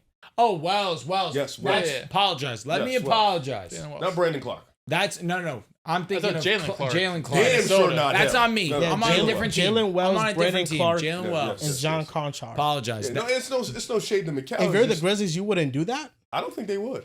I think they're like, no, we're Jalen Wells is young. They're what they He's were young. hoping. Yeah, Yeah. like it's just He he's struggled after, I think, January. It's just like He got there's hurt. Jalen Wells could never be as good as Mikal. He did Yeah. get Straight hurt, up. but Yeah. I'm There's saying a decent before chance that, he's never as his good. shot fell off to end the no, year. no. We But have I'm to saying pay like, Mikal though. you can just wait and see if Jalen becomes Mikal.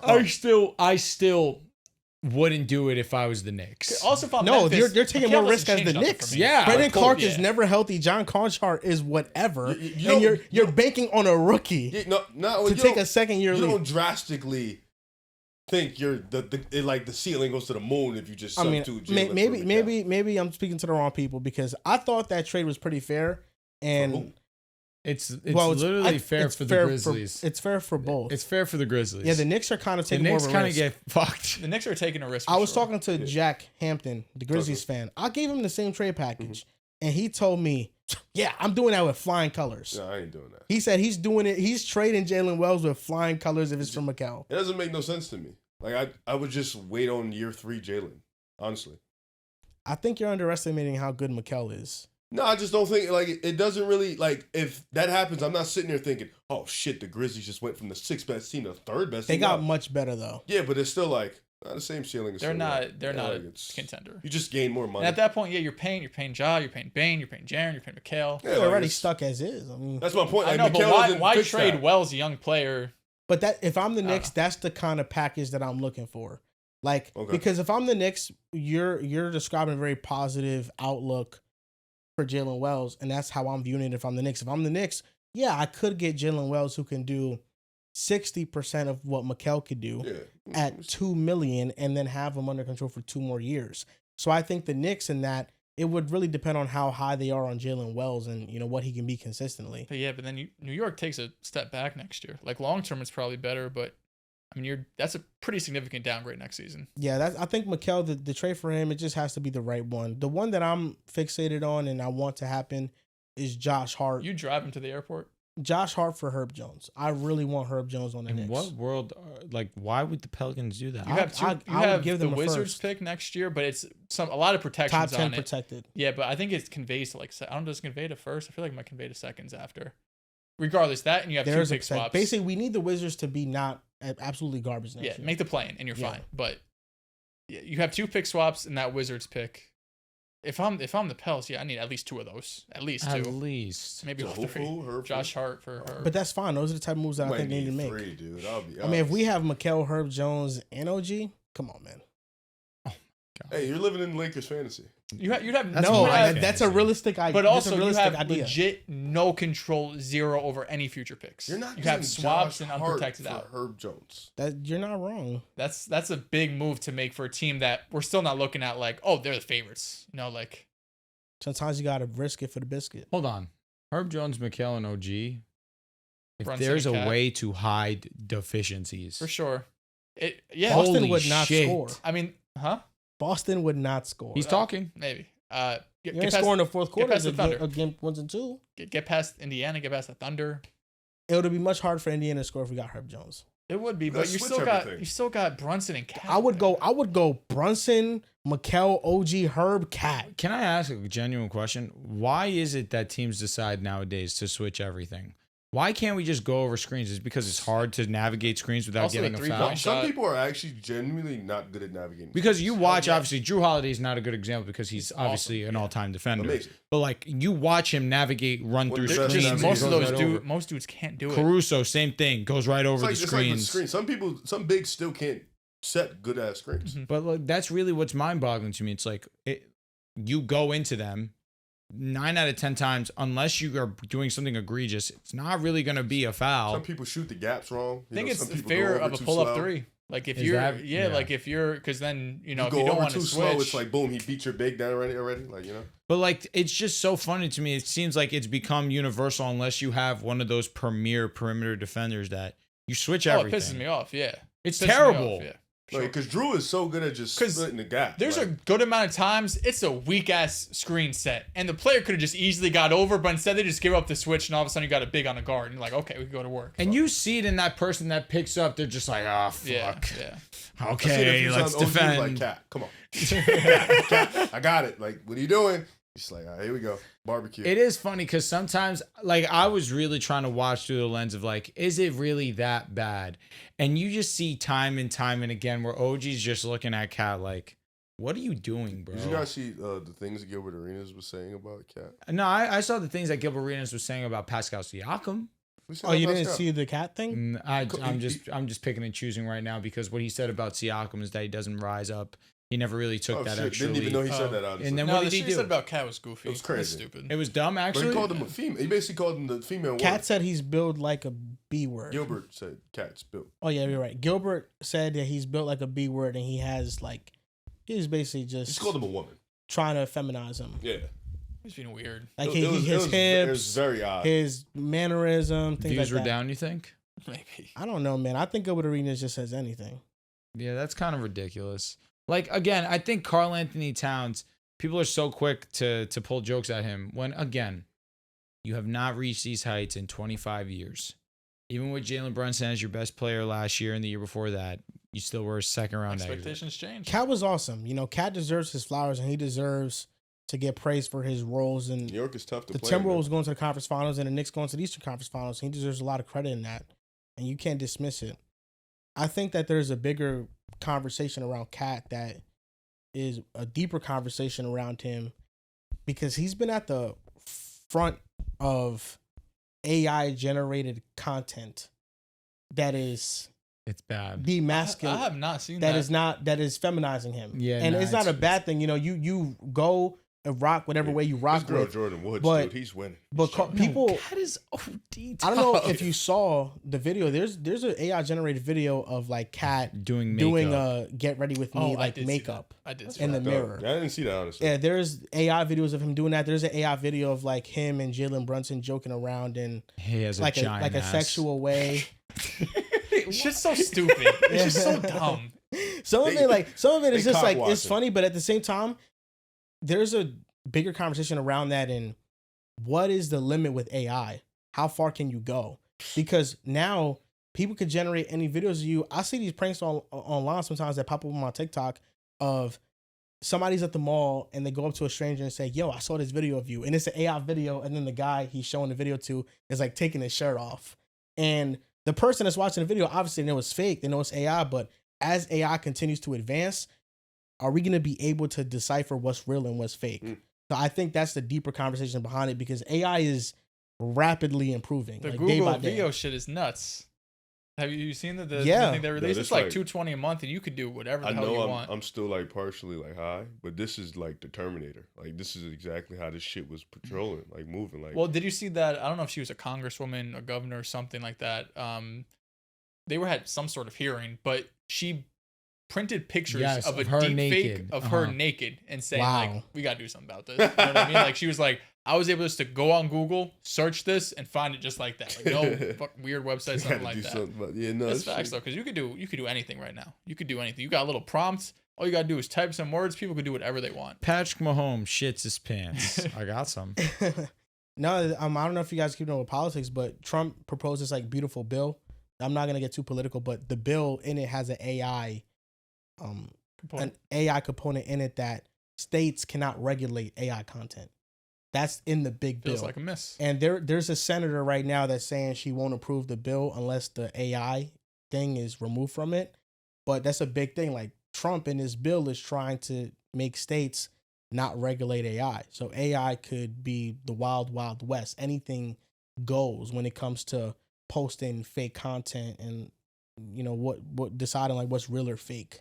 Yeah, what's scary about AI is just there's so much trust already in it. Like people, like there's people on Twitter that will look stuff up on ChatGPT, Grok, whatever it might be, post it out. Someone will reply, be like, "That's not true," and be like, "Oh shit, well I asked Chat and that's what they said." At least like Google, at least like when we were coming up or whatever, like we're like these old heads now, but like you had to go to a couple different links, you had to double check stuff. People, you do one search in Chat, what they say that is God's word, no matter what. They're not clicking the little links to take them other places. So yeah, you gotta. It could get scary because I mean it was Google already.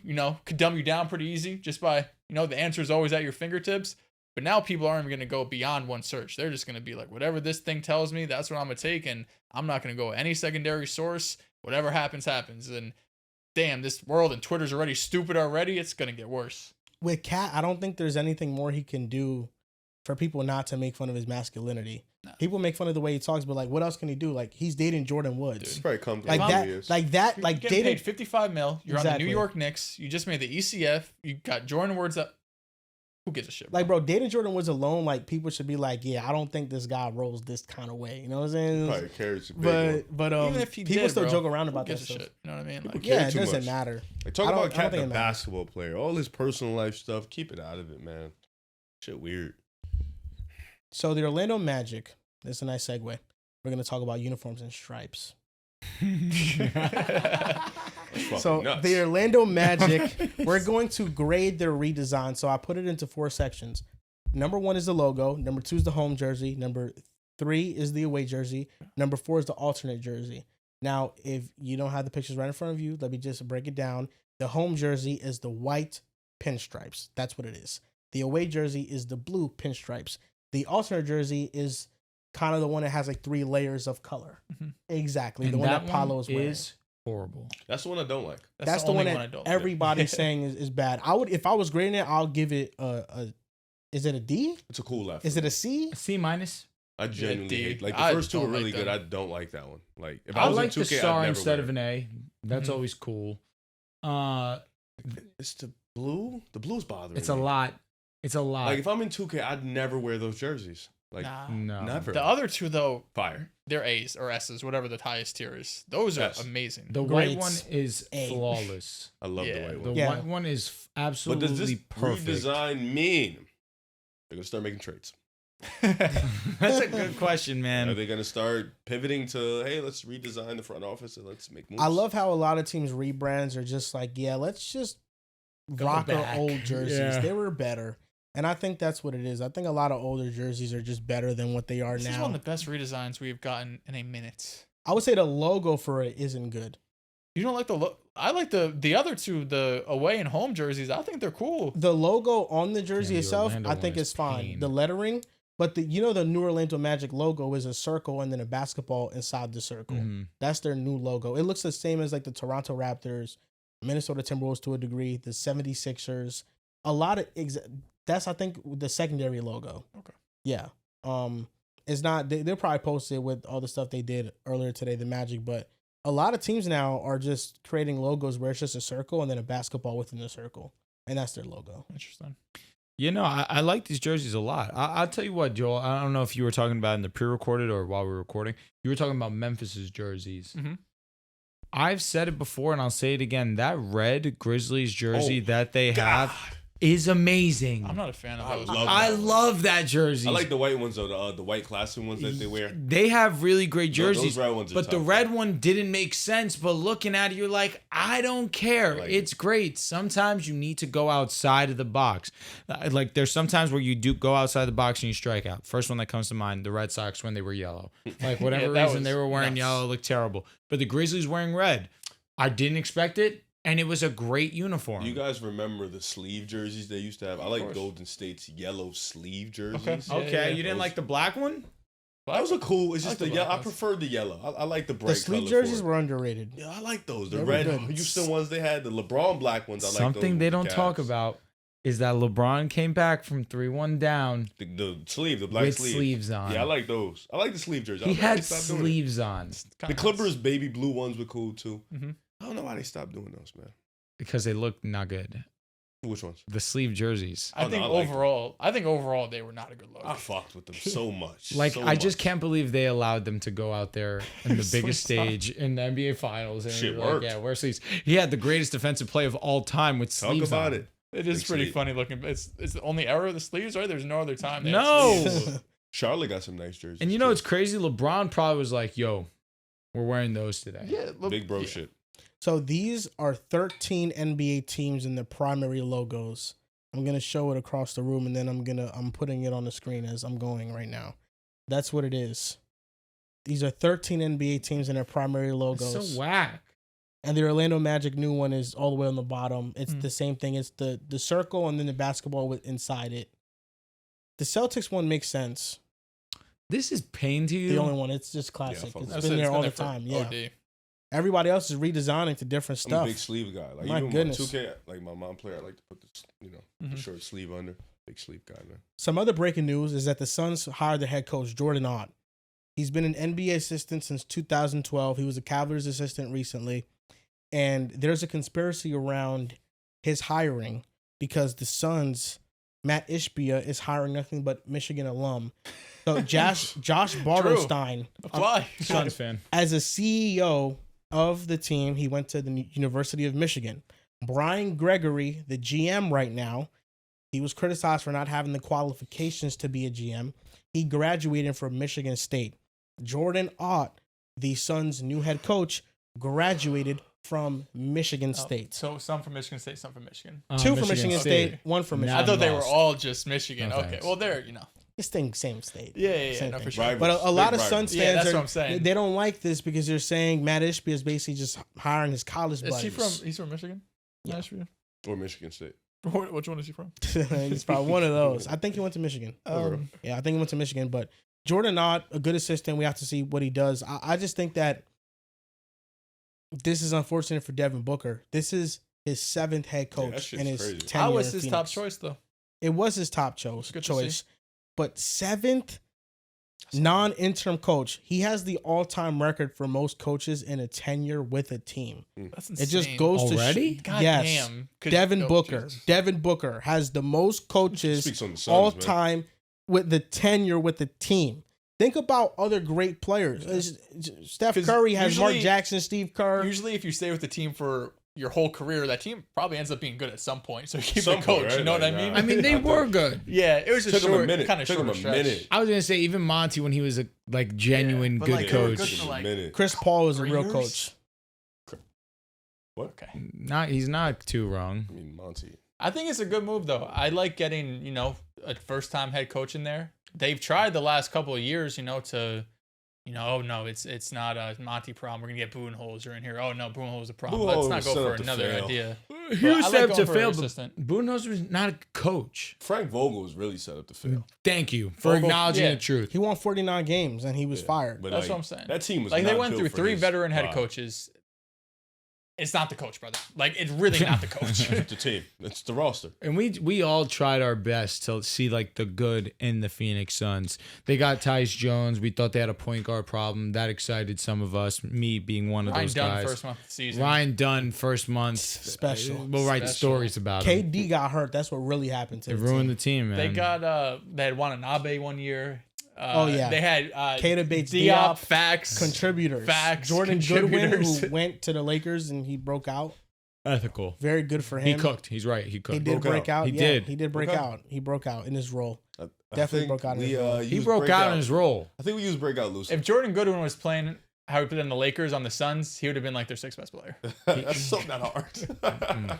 I just think the Suns are in a rock and a hard place because what do you My do favorite next? place. Like Kevin Durant, I think is most definitely getting traded, and Shams even reported it that now after hiring Jordan Ott, the Suns' next direction is trading Kevin Durant.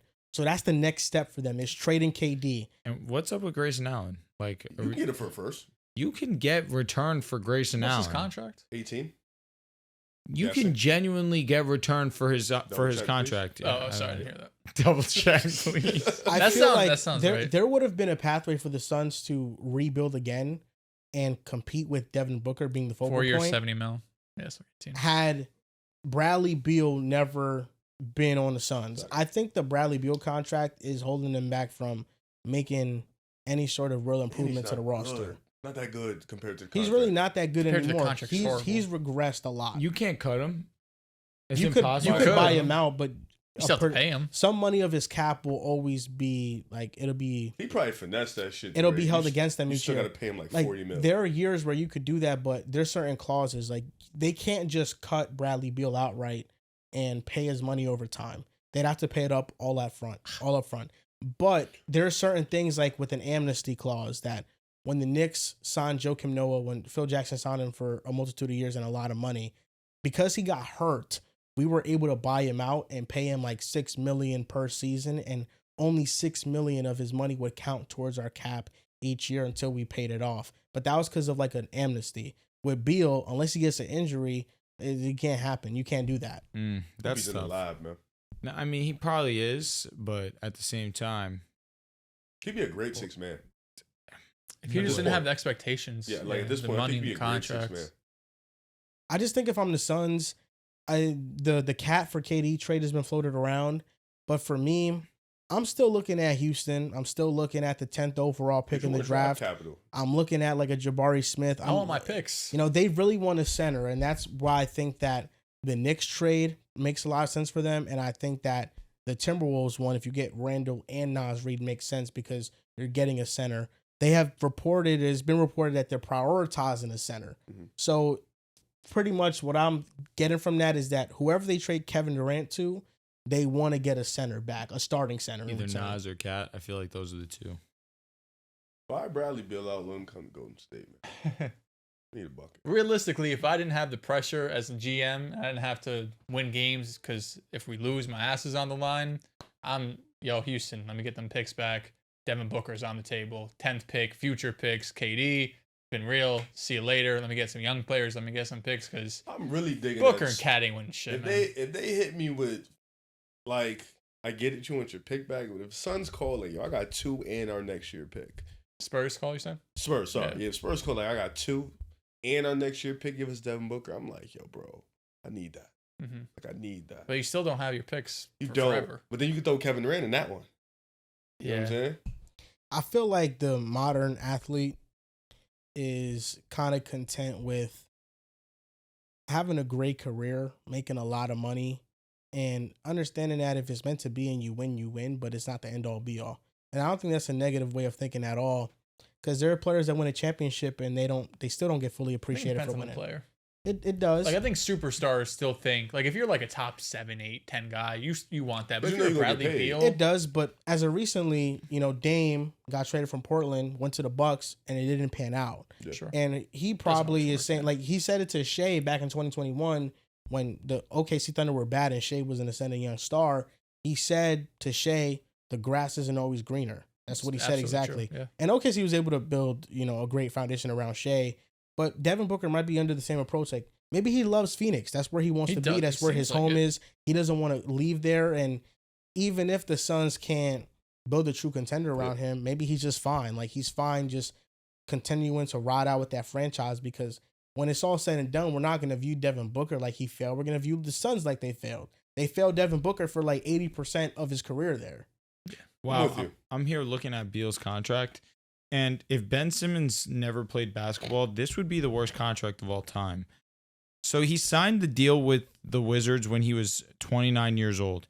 He was under contract with them for 1 season before the Suns traded for him. He's been on the Suns for the past 2 seasons, excuse me. Next year, he'll be age 32, making $53.6 million. Up to you, Brad. That isn't even the last year of his deal. No. Where in age 33, 26, 27 season, he has a player option for He's accepted. $57 million. Accepting the fuck out of Put it. There 40 is in the no bank. chance in hell he says no to that. And then he's an unrestricted free agent in 27, he's 28. No, Forever. he's generationally rich. We're talking about 3 off seasons from now. Yeah. That's when the Suns can move on. literally. That's He's why, good. like, if Devin Booker wanted to go win somewhere, like the Suns' best pathway for their organization Is forward to trade him. is trading him to the Rockets and getting all their picks back. Because even if That's if the Rockets want to give them all. you're picks right, back. but I think it's only 2 or 3. I think it's I think it's 2. But you also want to pick. This year in 27. Yeah, and the Magic I think on one of them. Yeah, I think the it's like Magic on the pick. a bunch of like 3-4 teams jump Yeah. into one. It's mad. Because if you're Devin Booker, let's say KD goes to the Rockets and you get the 10th overall pick back. Colin Murray Boyles isn't like moving Devin Booker. Not that I don't think he's not going to be good. I think he's going to be good. I mean, if you mentioned if he loves Phoenix and he's content where he's at in his career, where like, hey, I'm the face of Phoenix, probably going to be down as the best player they've ever had. I have made a finals. I think eventually it will be good. Kind of like how Reggie Miller was. Where Reggie Miller stayed throughout Indiana. They were great in the 90s. They were great in the early 2000s, but he wasn't the best player. They still had Jermaine O'Neal, Ron Artest and stuff, but he was content in, I'm trying to win a ring with this franchise, Yeah. Maybe that could be Devin Booker. I don't want it to be. I think I want to see him in a situation where he can consistently compete. But some dudes, like you mentioned, are really content with just one home, one foundation. Get paid, Ball, try to play, try to be as competitive as I can be with this organization, but I want to stay here. Yeah, it was funny. I was watching this TikTok. It's this dude that he be, recording his computer and highlights of players, and he makes different style content. But it was this one specific Devin Booker video where he's like, I'm gonna impersonate how he talks. It's like, yo, I'm gonna be honest. I think Devin Booker, man, he's for my money, he's still the best shooting guard in the league. And then this is the part that is funny when he makes a shot. He does it with other players. He also posts on his videos. He's like, look at this midi, blow, when the ball goes through the net. He does some great sound effects. He'd be like, yeah, give me that midi, blow. Yeah, Devin Booker is, like I've said multiple times, one of the best scorers this game's ever seen. Yeah, I said that for sure. You go ahead and you put pieces around him, inevitably it'll work out. The one time they did, they went to the NBA Finals, and he was pretty amazing in those finals as well. No, Bradley Beal led league in scoring. Bradley Is he Beal one of the best scorers I've ever Twice, seen? I think. is a Twice, cancer. twice. I think so, twice. He's a cancer. Is he not one of the best scorers I've ever seen? Is he a cancer? Bro, the Suns have done nothing but eat shit since he's gotten And there. he was an awful teammate with the Wizards. He was on some shit like, hey, man, I'm getting paid. Like, he was an awful teammate. Yeah. And it wasn't talked about enough, like how people just ignored it because it's like, oh, they're losing. What is he supposed to do? It's like, no, he's just an awful teammate. He's not a good teammate. Hey, listen. I'm not. You're not wrong. Like his a lot of his post games and his pressers were nuts. It was just some shit like, listen, I'm getting paid $50 million to play the game I love. Like, He's not wrong. I don't know if you guys isn't. saw when they were playing the Wolves last year after Game 3. No, he's dumb funny. And they went down 0-3. They asked him, have you ever been swept in your career? He's like, I've never been swept in my career. I'll be damned if I get swept. And then they lost Game 4. And then he came and he was like, I'll be damned. At that point, you gotta kind of laugh. Yeah. He's like, I'll be damned. He didn't do shit that series. Nah, yo. man. he was bad. Like, talk about getting your ass belt and you wasn't scoring, bro. Embarrassing. Like, that we're hurt gonna- because he was good in the regular season. We're going to finish the pod on a game. Giannis gets traded to this team. Would they be a contender or a disaster? And I know that some options they might not be a complete disaster, right? But you need to pick one, contender or disaster. First team up, the San Antonio Spurs. Contender. There's gonna be a contender. They're a contender maybe next year. They at least win a playoff series, maybe two. I'm going with contender. with Wemby, that Giannis. Wemby, court Giannis, goes Fox. down as the best front court Ever. in the history of basketball. Since Timmy, Sampson no, bro. and Since Hakeem. Timmy and David, well, David was kind of on the they on won the a way out. championship. Yeah, David was on the way out. That was rookie Tim. I'm thinking more like Ralph Sampson, like Hakeem, 6'11", 7-foot demons. It's sad that Ralph never reached his apex, man. It's honestly unfortunate. Ralph was a demon in college. What was he like, averaging Yes. 4 or 5 blocks a game? Yo, bro, do you know about NC State's run? About how they beat Ralph Sampson and they went on to go beat Olajuwon in the finals? That was Jim Valvano. Bro, they hit a buzzer beater from half court. The guy goes and throws it up. Air ball, but the center was playing the ball the whole way.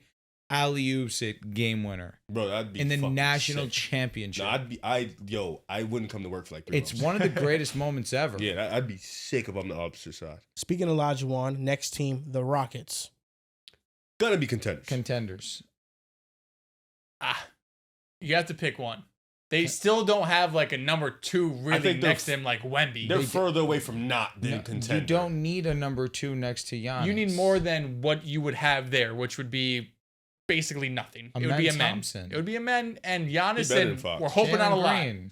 Oh, okay, brother. Okay. Staying He would have ethical, got you if he didn't say that. staying ethical to the game, disaster. If I Yes. had to pick one, if Being if they're more of a contender or more of not, Ooh. disaster. If I'm you with have you. Giannis on your team, So every team's a contender? no, Okay. Crying. and your team also has arguably the best defense in basketball, number 2, of course, we know it's OKC, you are a contender. You're definitely closer to contender than disaster. Because Giannis, when he was on Milwaukee in Should 2021, be a middle their ground, defense was one of the best in the league, arguably the best in the league, and their Offense is offense was poopy. middle of the pack, And they faced an injured team. and they won. So do the And Suns. they We played the don't care. Suns. And they won. You do care. And they were also injured in the ECF. Don't forget that. Is there no middle ground? It's just contender, disaster here? It would be more middle ground for me for sure. Because if a man turns into a guy that we can really trust on offense, Can we? a defense? I know when. It might take 4 or 5 I don't years. like you He's sometimes. kind of raw. I you just understand jump? you, Dels. This is the guy who you let back in on the Eagles. Jump! Just jump down. Disaster I is just can't trust him extreme. like Wemby. I was respect. I understand. disaster is extreme. In this scenario, it is extreme. I'm not saying he'd be a disaster on the Rockets. He'd be awesome. But I think they wouldn't be immediate contenders with Alperen Şengün, Jabari Smith, Tyrese, and I like picks how trade Alperen Şengün package. was the first name that he mentioned. Yeah, because he's their most valuable asset. Oh, you're saying that he's trading him? Yeah. Oh, he's their most valuable asset. You think the Bucks are taking Jalen Green? Whoa, That's tradable. Whoa. Yeah, it's tradable. Amen's untouchable. Amen is untouchable. we gotta make sure. You know what I'm saying? And also, Şengün doesn't get enough credit for his defense. He's cooking. He was amazing defensively. You thought he was going to He was. Because what he did offensively against Golden State moved me. No, he was very inefficient against them. He was going at it every single time, though. He never let up. I thought his most impressive trade was his defense. Against who? Everybody thought he was going to be a defensive liability. I don't really care. But offensively, going at Draymond every single time, nonstop, I respect it. This entire year, I was lower on his offense because his offense took a step back. It's a tricky offense. He mentioned that. For me, what did everybody say about him? They said he couldn't play defense. In the playoffs, he'd be like Sabonis. And in the playoffs, he played great defense. And throughout the entire regular season. To be fair, half of Golden State's roster, you really don't have to guard. Şengün had to guard in that series. He guarded in space on all the actions that the Warriors ran. Steph had a good-ass series. Şengün was scrambling around. True. You're not wrong. Şengün, he played well. His defense is super average. If you have a starting lineup of Amen Thompson, no, it's not super average. It's not what? Comparative to like the full league. Like to real bigs, it's average. Take average. No. Talk about bigs. Like, bro, I'm not being disrespectful. Not comparative to the league, probably. Like he's average defender. Average defender. No, he's a good defender. Ooh, you jumped 2 stops. Okay. Listen. Is he a better defender than Sabonis? And if you say no, there's your answer. Yes. Is he? Yes. I feel like he's average. This year. Actually. This is Sabonis' best defensive year. It was.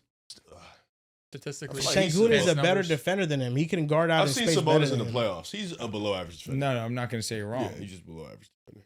He's also a lot. I feel like he's not as against nimble, the same Warriors team. I feel like he's not as it's nimble. Not the same Warriors team. What is different? Klay Thompson not on the team no more? No, we have more shooting, I think, with that team. I think. I won't say there's not a lot. Like you got Jimmy and Curry going crazy, but like now we had Dante, we had Clay, we had They're guarding Steph. the same stats and actions, is what I'm alluding to. Fucking cooking. Well, the Warriors this year didn't have that great 3-point shooting, especially. You just had the guy. Once Steph went down. Yeah. Well, he was healthy in that series. A starting lineup of Amen Thompson. Steph was healthy against the Rockets. Jalen Green. Steph was healthy against the Rockets. No, he wasn't. Steph played game this 7. Year? Yeah, this year he wasn't healthy. He played every game. No, but he wasn't healthy. He had the bad thumb. He wasn't fully healthy. Yeah, he had the bad thumb. I guess. I did have the bad thumb. Yeah, but I mean, it wasn't clearly hampered. He need wasn't like hard and grade 2 hamstring playing out there. No, I mean, like, dude. Or Aaron Gordon. Nah, here's hamstring. the thing though. Like difference there is that Curry at least was productive for his team down the stretch. Well, it helps when you can't James walk Harden. on it. Unlike James fucking Harden. Well, at the end of the day, Steph Curry wasn't available for his team in the second round. Sit your ass with the down. same injury, actually. What did Aaron Gordon do with a grade 2 hammy? Steph Curry got it. Did he not get a hamstring injury in the playoffs? He didn't play through it. Okay, all right, here we go. Who's the guy that has the most mileage in the game? Steph or James Harden? It will always and forever be Steph. Steph runs around 45 minutes. Yes. Obviously, he can't play with a hamstring, dude. Harden is just... It's hard for anybody to play with a hamstring. Yeah, but Harden, what you saw in that game especially is he was literally 2. useless. He Harden deadass was yeah, but he played through it because he's a warrior. Steph, the team was down 3-1. What is Steph playing for? They went down that because he didn't decide to play when he first got hurt. Brother, he wasn't cleared to play. I know. Like Harden wasn't cleared by doctors. He just chose to go play out there. That's our problem right there. As a grade 2 hamstring. Protect the franchise. He was spotting up. We can be real. I mean, you still have to run up and down the court. And you have to hit wide open shots, and you didn't. It's hard when you got your legs. Protect the franchise. That's the problem. Did Aaron Gordon play well in Game 7 of OKC? To start the game, he definitely did. He had a burst, and Harden had 21 points. Yeah, and then they got blown out in like the second quarter. So are you knocking? Wait. No, he did not. Harden I swear to God, he did. No, he did not. He had like 18.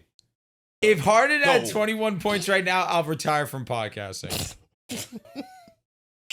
I'm dead ass. 21 points. So are you knocking Steph for not playing with No, I'm not knocking him. I'm just saying we can't just dismiss that Harden played with that. Yo, so what do you want us to say? Yo, congrats, Harden. You played with that. And you played like shit. He had 21, didn't he? How? He had 21 on a grade 2. He had no, because this is how. Because now I'm starting. It's 9 and 23. No, it's coming. It's hitting me. It's hitting.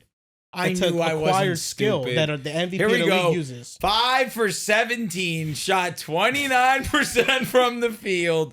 He was 2 for 12 from 3 Free throws. and 10 for 10 from the free throw. He's line. he's Get it how you getting can, to the man. line, initiating contact on a great two hamstring. Yes, he deserves my ultimate respect. And look at it. And that hamstring He fucked was him up for like the next 2 years. It's unfortunate. Should have sat It's down. Should unfortunate. have sat your ass down.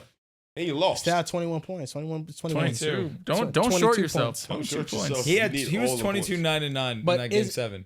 If you really think about 22, it, 9 and that's 9 an is all-time not, game. it's not bad. Yeah, it's actually one of his best performances in the That's saying playoffs. something. No, On a you grade better two- relax. No, on a grade 2, game 7 Harden. Close out Harden. That's probably one of No, his best all things performances. considered, this is his best game 7 performance. It's definitely not the Boston. Nah, definitely not. Definitely He not had the Denver 31 one. against the Clippers to close them out. After they came back down 3-1. Game 7, he had 30. Oh, facts. Because the game 6 was a stinker. They benched him in the 4th. No, I mean, they were down. And, Did you know, bench? Did you just the bench came back. But yeah, yeah, they benched him. sometimes things happen. You saw game 7, Harden versus Denver, Oh, I saw. like a month ago. Oh, I He's saw. not the same anymore. He's older. Hey, brother, he ain't been that in What, forever. what did they shoot? 3 for 27? I don't know. Yes, he does. But the Rockets starting lineup would be Amen, Jalen Green, Dylan Brooks, Giannis, and Steven Adams is like their 5. Try to play Giannis at the 5. That's what I'm saying. Is that a contender? No, I don't think so. I think for me, it's closer to a contender than the disasters. I'm gonna pick contender. Me too. I'm going disaster. Cavaliers. Contender. Holy Contender. shit. Actually, this moves the fuck out of me. They might become the I'm going favorites back to over the win. OKC. Pull up. Believeland! I'm going with contender. Donovan Mitchell, Big Dick Mobley, Giannis. Man, sign me up. And this trade package would be like Jared Allen and Garland and picks, right? I love Okay. Garland. I'll be watching him in Milwaukee. Next team up, the New I York won't. Knicks. Contender. Cat Yeah. would be the piece Yeah, that gets this done. Jalen Brunson Oh, and okay. Giannis. Yeah, contender. Crazy. And the Bucks should want Cat. He just led his team What? to back-to-back conference finals. He's been a main Led? catalyst. Led. He's been a leader Led. in it. Yeah, Yeah, he's been a leader, key part in it. Key part. I mean, key game part. 7, WCF. And when you Hey. think about it, you know the Bucks haven't been to the conference finals since 2021. the year they won it. So maybe Cat going there, you know, Hey, lights maybe a he's the spark. piece. It lights a spark. Him and who they got right now? Kuzma. Because they ain't gonna miss the They're year. winning 22 Bro, who games. they got? Like, who do they have right now? They don't have Because Taurean shit. They have Prince was AJ Green. He's a free agent now. Gary Uh, Trent's a free agent right now. They ain't got shit. Yeah, dude. Next Sucks. team, the Miami Lopez. Heat. Disaster. Disaster. Who do they even give up? Am I a casual? Bam and Giannis. You got That's- Bam. that also You is trading up there Ware, with I'm Yeah, assuming? OD. Best Bam and defensive Giannis would front move court me. in And the Tyler league. Hero. What are you giving up? Hold on. I don't know. Guys. With You gotta get to. Spo? You gotta No, get there's to no way they keep $50 Hero million. and Bam. Yo, Hero, Bam, Giannis. That's You're- cool. You're I not like it. moved. You gotta And give up- Wiggins? You You gotta said give up disaster. I'm Terry. thinking I about it. lied. Do you have a package? Pause. Am I going to say contender for everybody? Maybe. There's really no. Maybe they You have have to to give up Hero. Rozier's contract, Hero's contract, probably. I forgot, y'all. Cause you They know have what's Duncan funny? Robinson, I they have delete, Wiggins. They have Duncan Robinson's I contract. delete Or maybe they Rozier don't in have to give up 2K Hero. so much. I Delete forgot. him is crazy. Yeah, I delete him from the You don't want to trade him for roster. a second? If I it's forgot. Like, Hero, Bam, and Giannis, I think contender. If one of those two has to be gone, I think disaster. yeah, I'll go disaster because I just don't know what they'll give up and who because they don't have no young talent for And real. I still don't. I don't know. I don't know. I I love don't Spo. really And love this that ain't even a fit. slouch to Spo or Bam. It's just Defensively, disaster. Bam and Giannis are sexy. That's mad fire. Offensively, Spo zone with them two. Oh my god. Brooklyn Nets. oh, disaster. I don't think it'll be a disaster. They don't have anybody else. Yeah, but I Would it think be a contender? it'll oh shit. Yeah, Yes, it's no no. middle ground here. Yeah, I think they have 20 picks over like the next. Yeah, I 5 think they'll years. eventually. I think they can turn it into a contender, for but sure. unfortunately, it's just They right got some now, valuable so picks too. disaster. I'll go with disaster, and the last one, the Toronto Raptors. This is Disaster. like a middle ground for I'm me. staying packed on that, man. Contender. How many Toronto fans interacted with that tweet of yours? Because I saw it did well. I don't know. Toronto fans they're Some diehards. Toronto fans, a lot of them think that Scotty Barnes shouldn't be in it. But Andre Iguodala. Scotty's gonna be in it.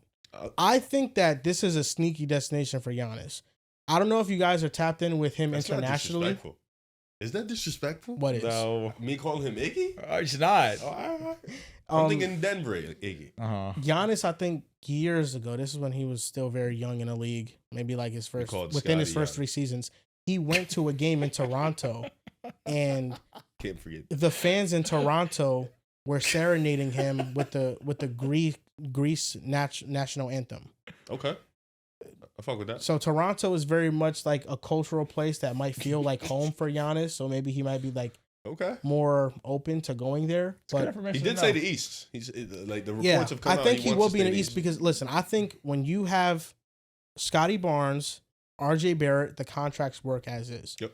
You add in the 9th overall pick they have this year with probably 4 firsts, 5 firsts, Scotty, RJ, and like maybe Grady Dick.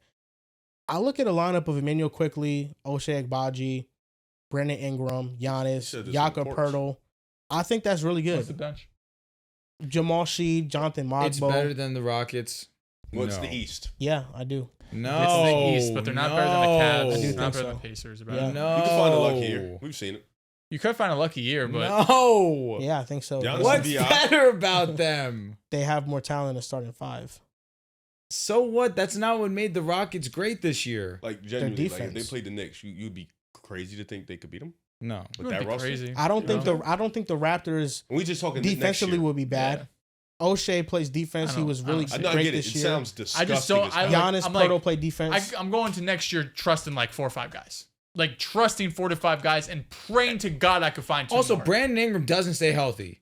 Yo, you're not wrong, but the Knicks just went to the ECF trusting 5 guys.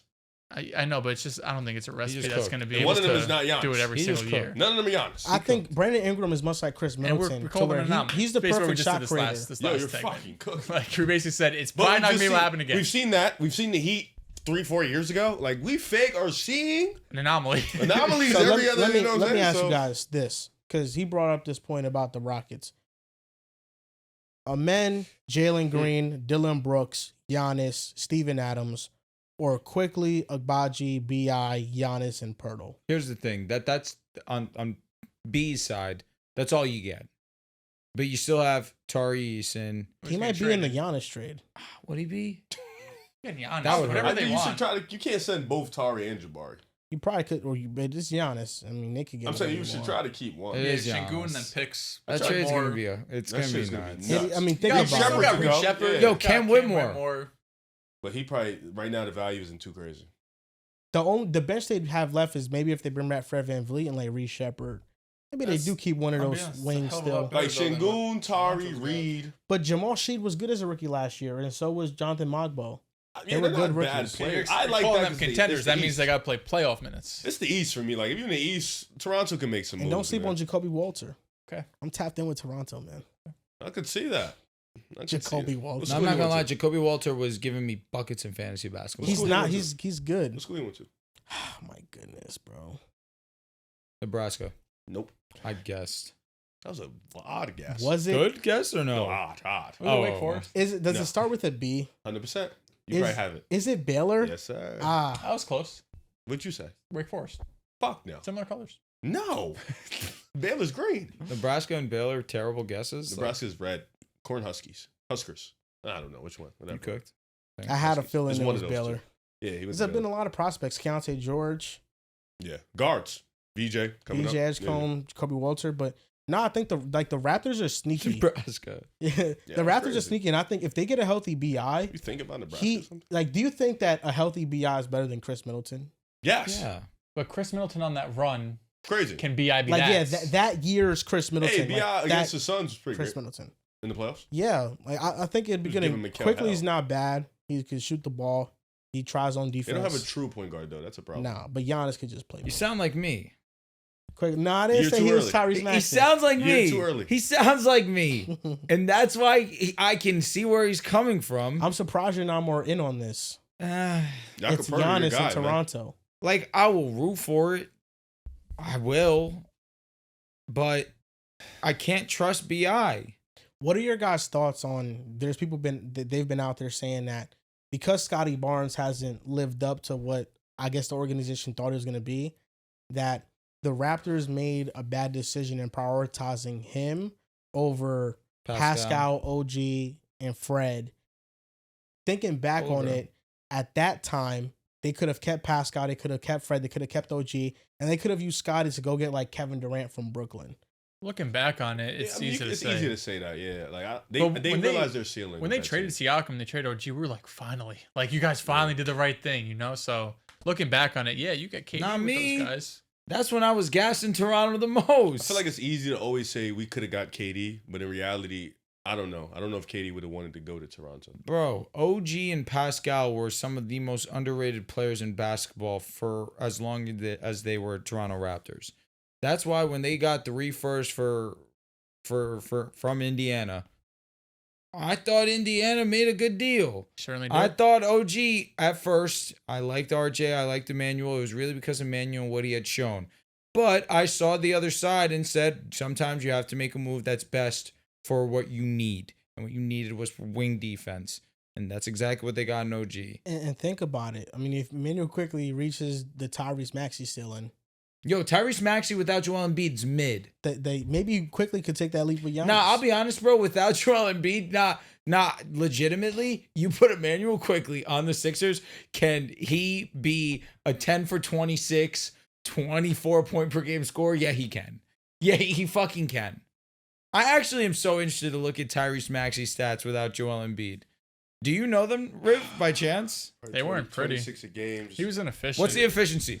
Not Wasn't good. Not good. The team also Yeah, sucks. I'll say the team was just a disaster. team is It dog was just a shit. disaster. What are we doing? Let's see, bro. I'm just Emmanuel, curious. that's where we're at this Emmanuel point. quickly. That's where we're at this point. Disrespectful, Max. I mean, yeah, the playoff run Maxey had 2 years ago. Yeah, come on. I'm gonna be transparent with you. Pretty high numbers. He's averaging Yes. 27. It's just inefficient. Was this his career or 43%, just last year? 33. This was last year. This is last season. Okay. Walking fucking bucket. I In thought he was 36 games, he averaged 27 on 43 and 33. not the prettiest. But Tyrese Maxey, Quickly's Emmanuel gonna be quickly can 27? give you 25. Emmanuel quickly On this that past efficiency, year. he could. Quickly this past year averaged 17, shooting 37.8% from 3 That's That's pretty decent. on great. 7 attempts. How about you? Pretty great, Just actually. we want to be funny. I want you guys to name the lineup that Maxey played with the most. Name the guys in it. All right, give me. Yabusele. Yeah. Yep, Yabusele for sure. Kelly Oubre. Oubre Yep. for sure. Andre Drummond? No. He wasn't on Good the team, guess. but- Good guess. Yabusele is a great Paul George guy. and Embiid in Nah, this? yeah, Paul George is in it. Okay. We're missing one player. So we're missing the center. Oh, I'm sorry. Yes, Paul George is in it. Aiden Bona? Who's other big do they have? Is it a big? You said the big. You said the big. Yabusele. Oh, said yeah, the was the big. You said the big. Jared McCain? Nope. He got hurt too Jared early. McKay got hurt like Eric 2 Gordon? weeks into He's this an old season. guy. He's Kyle old as Lowry? shit. No. Justin Eric Edwards? fucking Gordon. Oh, Eric. fuck. Wait, I didn't say that? Gordon. No, you did it. I don't think so. No. Maybe that You was said your Kyle next Lowry. guess. Yeah, probably. You I said think I Kyle said Lowry. Eric Gordon before Kyle Lowry. Maybe you did. I'll be honest. That's the point. Yo, I'm gonna be honest. I just came up to this microphone, started talking bullshit. Like that lineup is dog shit. God. Yabusele's the 5, bro. Kelly Oubre, Eric Gordon. Like imagine you in a pick and roll. You come out the pick and roll. You got Kelly Oubre and Eric Gordon in the corner. You're like, ah, shit. Nah, but real shit. gotta How many take this assists did shot. Emmanuel quickly average? 6.8. So 7. No, 5.8, my bad. It was 6.8 Oh, what the last fuck? year.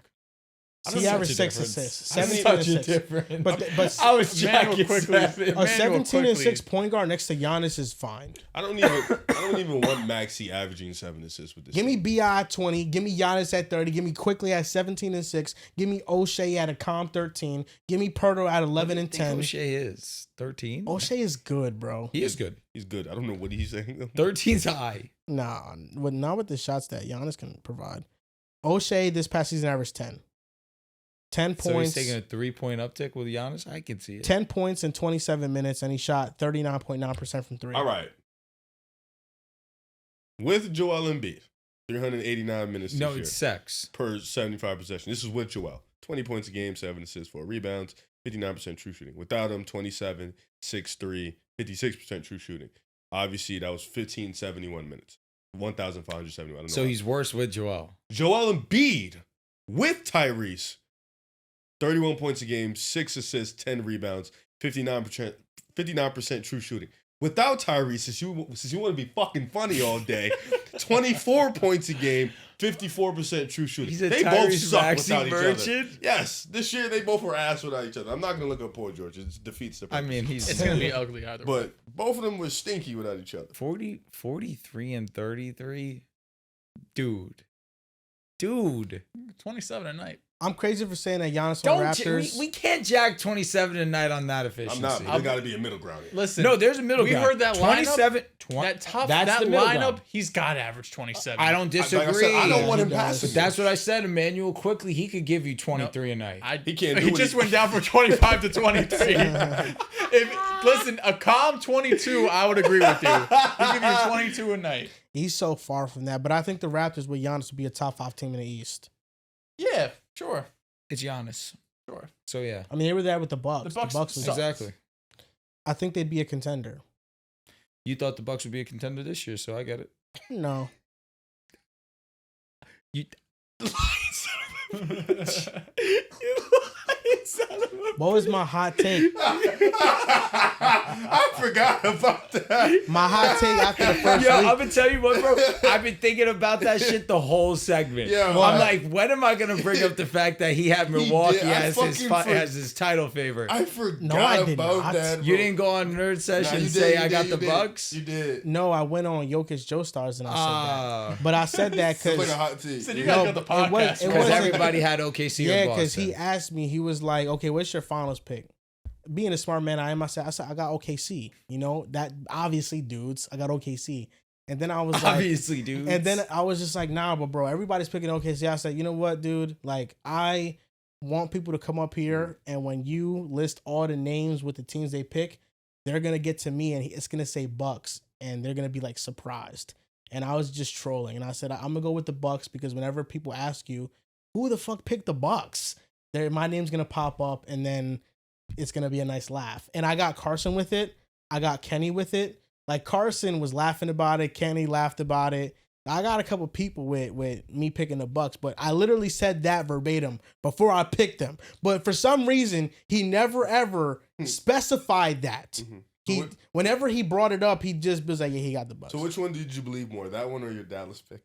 My Dallas Mavericks pick? No, This year? I'm assuming the Cowboys. Or the Cowboys? I'm assuming the No, Cowboys. no, no. I'm talking about the Cowboys. Mavericks. Oh, the Mavericks to Oh, the that's finals? just rude. Yeah. Oh, but which one? Luka got traded. no, I think he means like When before they- the in the finals finals, started. yeah. Oh, picked- no. you picked them to Obviously, win. Dallas. I You're thought they'd win. If Luka played better, they would have won. And Kyrie played better.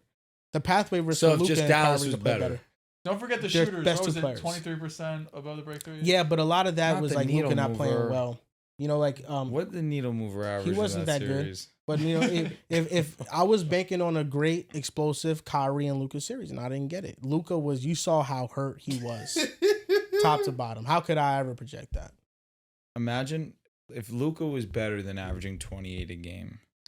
He shot like 28% know. from three. So you want to talk about Tyrese? He had a Jason numbers. Tatum Yo, stat he was line. shooting like Tyrese Maxey. Let's be honest. Tyrese Maxey, what he just did, and Luka in the finals. it ain't Actually, that no. different. I think Luka shot 22% from three. He was He dog was shit. very awful from three. That's a big reason why they lost. Yeah, it really be like that sometimes. Yeah, man. but you know, it is what it is. At That's a certain good one. times, He's things looking good. happen. But yeah, my hot take after Stay the over first week, there. I said the Nuggets are done and the Bucks they done. It's over with. It's over. Yeah, nah. The Then Nuggets picked- got me. then he They were picked the nice. Nuggets. Yeah, no, they were nice. Yeah, They he's were hilarious. nice. Damn, you In a you playoff made a thing. lot of choices with the Nuggets this year. Just they were bad, and then They were good. then they were bad. good. After Yeah. they fired Mike Malone, I know, they were but then good. they were bad once they came up with OKC. But then once they went up, you know, you Him and switched Denver have again. had this love-hate relationship all year. Nah. He said, no, no, no, In no, the no. playoffs, after they beat the Clippers, I had to give them their respect for being That's the a fact. Clippers. Yeah, that's a fact. That was an That shit exceptional went 7 series. games, man. They turned the switch defensively, but no, OKC, I had Yeah, them in somebody 6. choked. I just had the Nuggets in 7. Kawhi. Unfortunately. And then the Wolves to beat them. Shame on you. Shame on you. No. Oh. Shame on you. Yo, I just overrated the fuck out of Minnie. I'll be honest. You disrespected OKC too. There was no world I don't it think was you happening. overrated them. I think you underrated OKC. I think more As than. did you. Well, I mean, both of you guys are wrong. Right message, wrong messenger. Wait, yeah, right message, wrong messenger is fuck. My God. What the Joel. You was with What me. the hell? But Joel, you know how Joel is with Minnesota. It's I've been rose high on eye, you know what I Minnesota. mean? He's got love in his Why you want to eyes. throw me under the bus for being as high as them on you? Because, like, you in the first You should round have saw said, through it. you said they had no chance against the Lakers. Like, no, Who? Minnesota. Oh, but I had the Lakers. You were really high, low. too. We all had the Lakers. Did you pick Minnesota over Golden State? You picked Golden State over I Minnesota. picked Minnesota? No, I picked Golden State, but I thought Steph would play. Oh, you're right. That is a good caveat. It's the truth. But I don't think that He said caveat. He didn't say cop out. I don't Caveat. think- Two different words. Yeah, it's the truth. I don't think that Minnesota was overrated. I think they were a great team. Nah, that I think that belt was severe. they ran into OKC, who we No, all because knew now was you going think to be about in this it. position. You think about it. Huh? Since the start of the season, bro. Brother, That was our you pick. picked The finals Minnesota. was OKC He didn't and just Boston. pick Minnesota. He picked Denver. Yeah. Bro, at the start of the season, it was OKC and Boston. You That's what it do, was. pal. Look at the odds on that's not- Vegas. Yes, yeah, you did. That's not the odds. That's Yo, Riv, the odds on Vegas, it was Boston, OKC all year long. Right or wrong? No, I think Cavs jumped Boston. I think Did they? Yeah, I Ever? think At they some did. point. Nah, I don't think they know. did. I don't know if you're correct on that. No, I think they actually did. I know Minnesota didn't jump either one of them. Yeah, I don't think so. No, I don't think there but was ever a moment Cleveland jumped When on Cavs over were up like Boston. 14 games in the season, Never. I think they did. Nobody. They were Never. close, I don't Never. I mean, listen, Vegas tries to steal you. They might have been like plus 190, plus 250 or yeah, something. for sure, bro. for sure. If you're smart, you took the OKC plus 400-500. No, That's bro, what I got. I thought the Lakers were gonna be dumb nice. I think I most thought- of Show us us the did. ticket then. Nah, I don't got it. I know. We know. It was We a know, thought. we- It was a thought. There's never an action put forth. Yeah. It was always a thought. I was like, that would have been good, but the time has passed for that. Now it's minus 800. Incredible, man. Incredible. His time has passed. No one does It's- it like you, man. It's no going back You're now. not out of the. You're not out of the fireworks, bro. Okay, Both she's of you winning the guys are finals to fucking me. silly. You're done. Oh, Yeah, like Welcome, yeah. brother. Congrats, Here we go. You know what bro. I'm saying? Yippee! Now, It's you like know when what this guy sucks? picked the Eagles to win the Super Bowl. Like, who cares? I didn't care personally. He also picked Baltimore to beat the Bills. He's just an idiot. What does I it got make two- you? I got What two does of it make those. you? Yo, I picked the yo. Bills. Riv, You went on an all-time shit. Yeah, well done, two of W those. Cook. Two of those. You went on an That means nothing all-time to me. shitter to end the season, Riv. Which what? With what? Only OKC. Here's where you went on an all-time shitter, and I love to reiterate it time and time Hold again. on. I didn't pick for Can I Denver finish? OKC. Let me finish. All right, go. Let me finish. Because once the season's over, you're gonna have until the next season starts for me to stop bringing it up. But until then, here we go. The Grizzlies WCF run. I have to watch that segment again. I really think that's cap. I really think that's cap. No, it isn't. I really think Dels, that's cap. is it cap? Yes or no? The Grizzlies WCF I run. didn't say they were gonna make a No, WCF run. no. When we did our tiers, you had the Grizzlies in the conference finals tier. No, I had it. Yes, no, you no, you no, did. Riv, you did. He did. But it wasn't. They wasn't like my first team. To No, come but up. None of say us even that. had them in anything close to that. They Hey, were listen. the easiest first round exit. They were so easy. So with the Lakers. Yeah. no, You- they were not. What are you doing? Since we want to be fucking They were both, buggy all the yeah, time. sure, but So, you were the listen, only one that all right, thought all the right, Grizzlies all could right. do And that. then, What's the and next then one? on top of it, he ends it off by saying that OKC's overrated. J-Dub hasn't grown. Whoa, He whoa, goes on this whoa. whole spiel on Oklahoma Whoa. City. Whoa. It was Trust stock who down. who they've shown Stock you down. they My are. stock down was on J-Dub. Yeah, I Not understand OKC. that. Oh, okay. No, and then OKC, when you go and say, trust who they've shown you to be. Trust who they've shown you they are. That's And a fact. oh, but their defense was one of the best we've ever Hey, seen. listen, the 3-point shooting in this playoffs It's still been mid. fucking The stinks. defense has carried them. Breaking news! All-time defense plays But to all-time be- but defense. to be So honest- wait. So breaking news: all-time defense carries mid-offense. So I was still kind of correct. No, Yeah. you weren't. J-Dub was awesome in No, the you were WCF. really He correct. also was very. No. He was mid in the second round. you He were- was awesome in the He WCF. was very wishy-washy. And no, he was great against the Grizzlies too. Who again, your WCF shit team wasn't hard. now this. No, you Jaylen go Wells from- didn't play. Oh, interesting. Got Jaylen it. Wells didn't Got play. it. I'll Got say it. this though, Minnesota, they played well offensively against OKC. It was their defense that struggled mightily against them. Yeah, OKC. Which played so then really- all their right offense was great. now we go back to it because again you said Minnesota What else? was What their else? toughest team and the defense because of again OKC's offense would be such a dropper. Their defense ended up being what was poor. No. J-Dub was giving them fits. I don't know Your if that's guy. true. No, Wait, your what's true? guy. Who's my guy? J-Dub. You have to act like J-Dub had this all-time run. Did he not cook against Minnesota? Yeah, the did he team cook that you against thought Denver? that he was going to beat. Did he cook against Denver? Game 7, most definitely he did. No, talk about Game the series. 7, he most definitely Don't did. skip 6 games. Don't just ignore 6 games. What's He's the very- game that matters the most? Hey, listen. Riff, you know basketball. He had at least one of the good game in that Denver series too. Yeah, for sure. Maybe He had two. I think he Okay. had 2. 3 good 2 or games. 3. These He are the had 3 good numbers. games. These are the numbers. 2.5. These are the numbers. In round 1, OKC held the Grizzlies to 19.4 points below their season average For sure. offensively. Got him. In round 2, they held the Nuggets to 15 points below their average. In the conference finals, they held Minnesota to 3.3 points below their average. One of those things are not like the other. Is it because they played well because when they was beating Denver, every time they won, they beat them by like 40 points. OKC, what won them the Minnesota series, obviously the defense was fantastic, but Yeah. Minnesota was able to generate good offense. It was just they couldn't get no stops. Shea was Killing. amazing. J-Dub was amazing. Randall was And terrible. Chet was amazing. Yeah, Randall was terrible. For 2 games, two games he played really well, game 1 and then game 3. But that's what it was. That Minnesota couldn't stop any of their big 3. Yeah. At all. Like J-Dub and Chet, they both had fantastic series. And then we don't record. Riv comes back and says, I got Denver beating OKC. That's when he was up 3-2. I think that's not. I ain't mad about that. I ain't mad about that. And then he doubles down, triples down, quadruples down on Minnesota beating OKC. I mean, dude, What a ride. You picked OKC for 2 of the 4 series. That's still good. I'm good. That's The only fine. one Are you? The only one that Are you? the only one that You have to eat Minnesota. the only one, like I said, the only one that I'm gonna sit here and just take is Minnesota and Memphis. That's fine with me. But picking Denver, I'm fine with picking Denver. They went Trust who 1-7. they've shown you to be.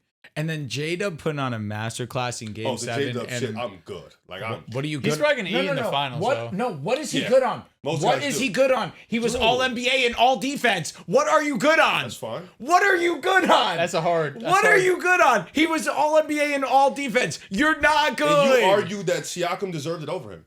No, So I you did don't- not do that. Yes, you did. What did? No, I didn't. we did. I said James Harden.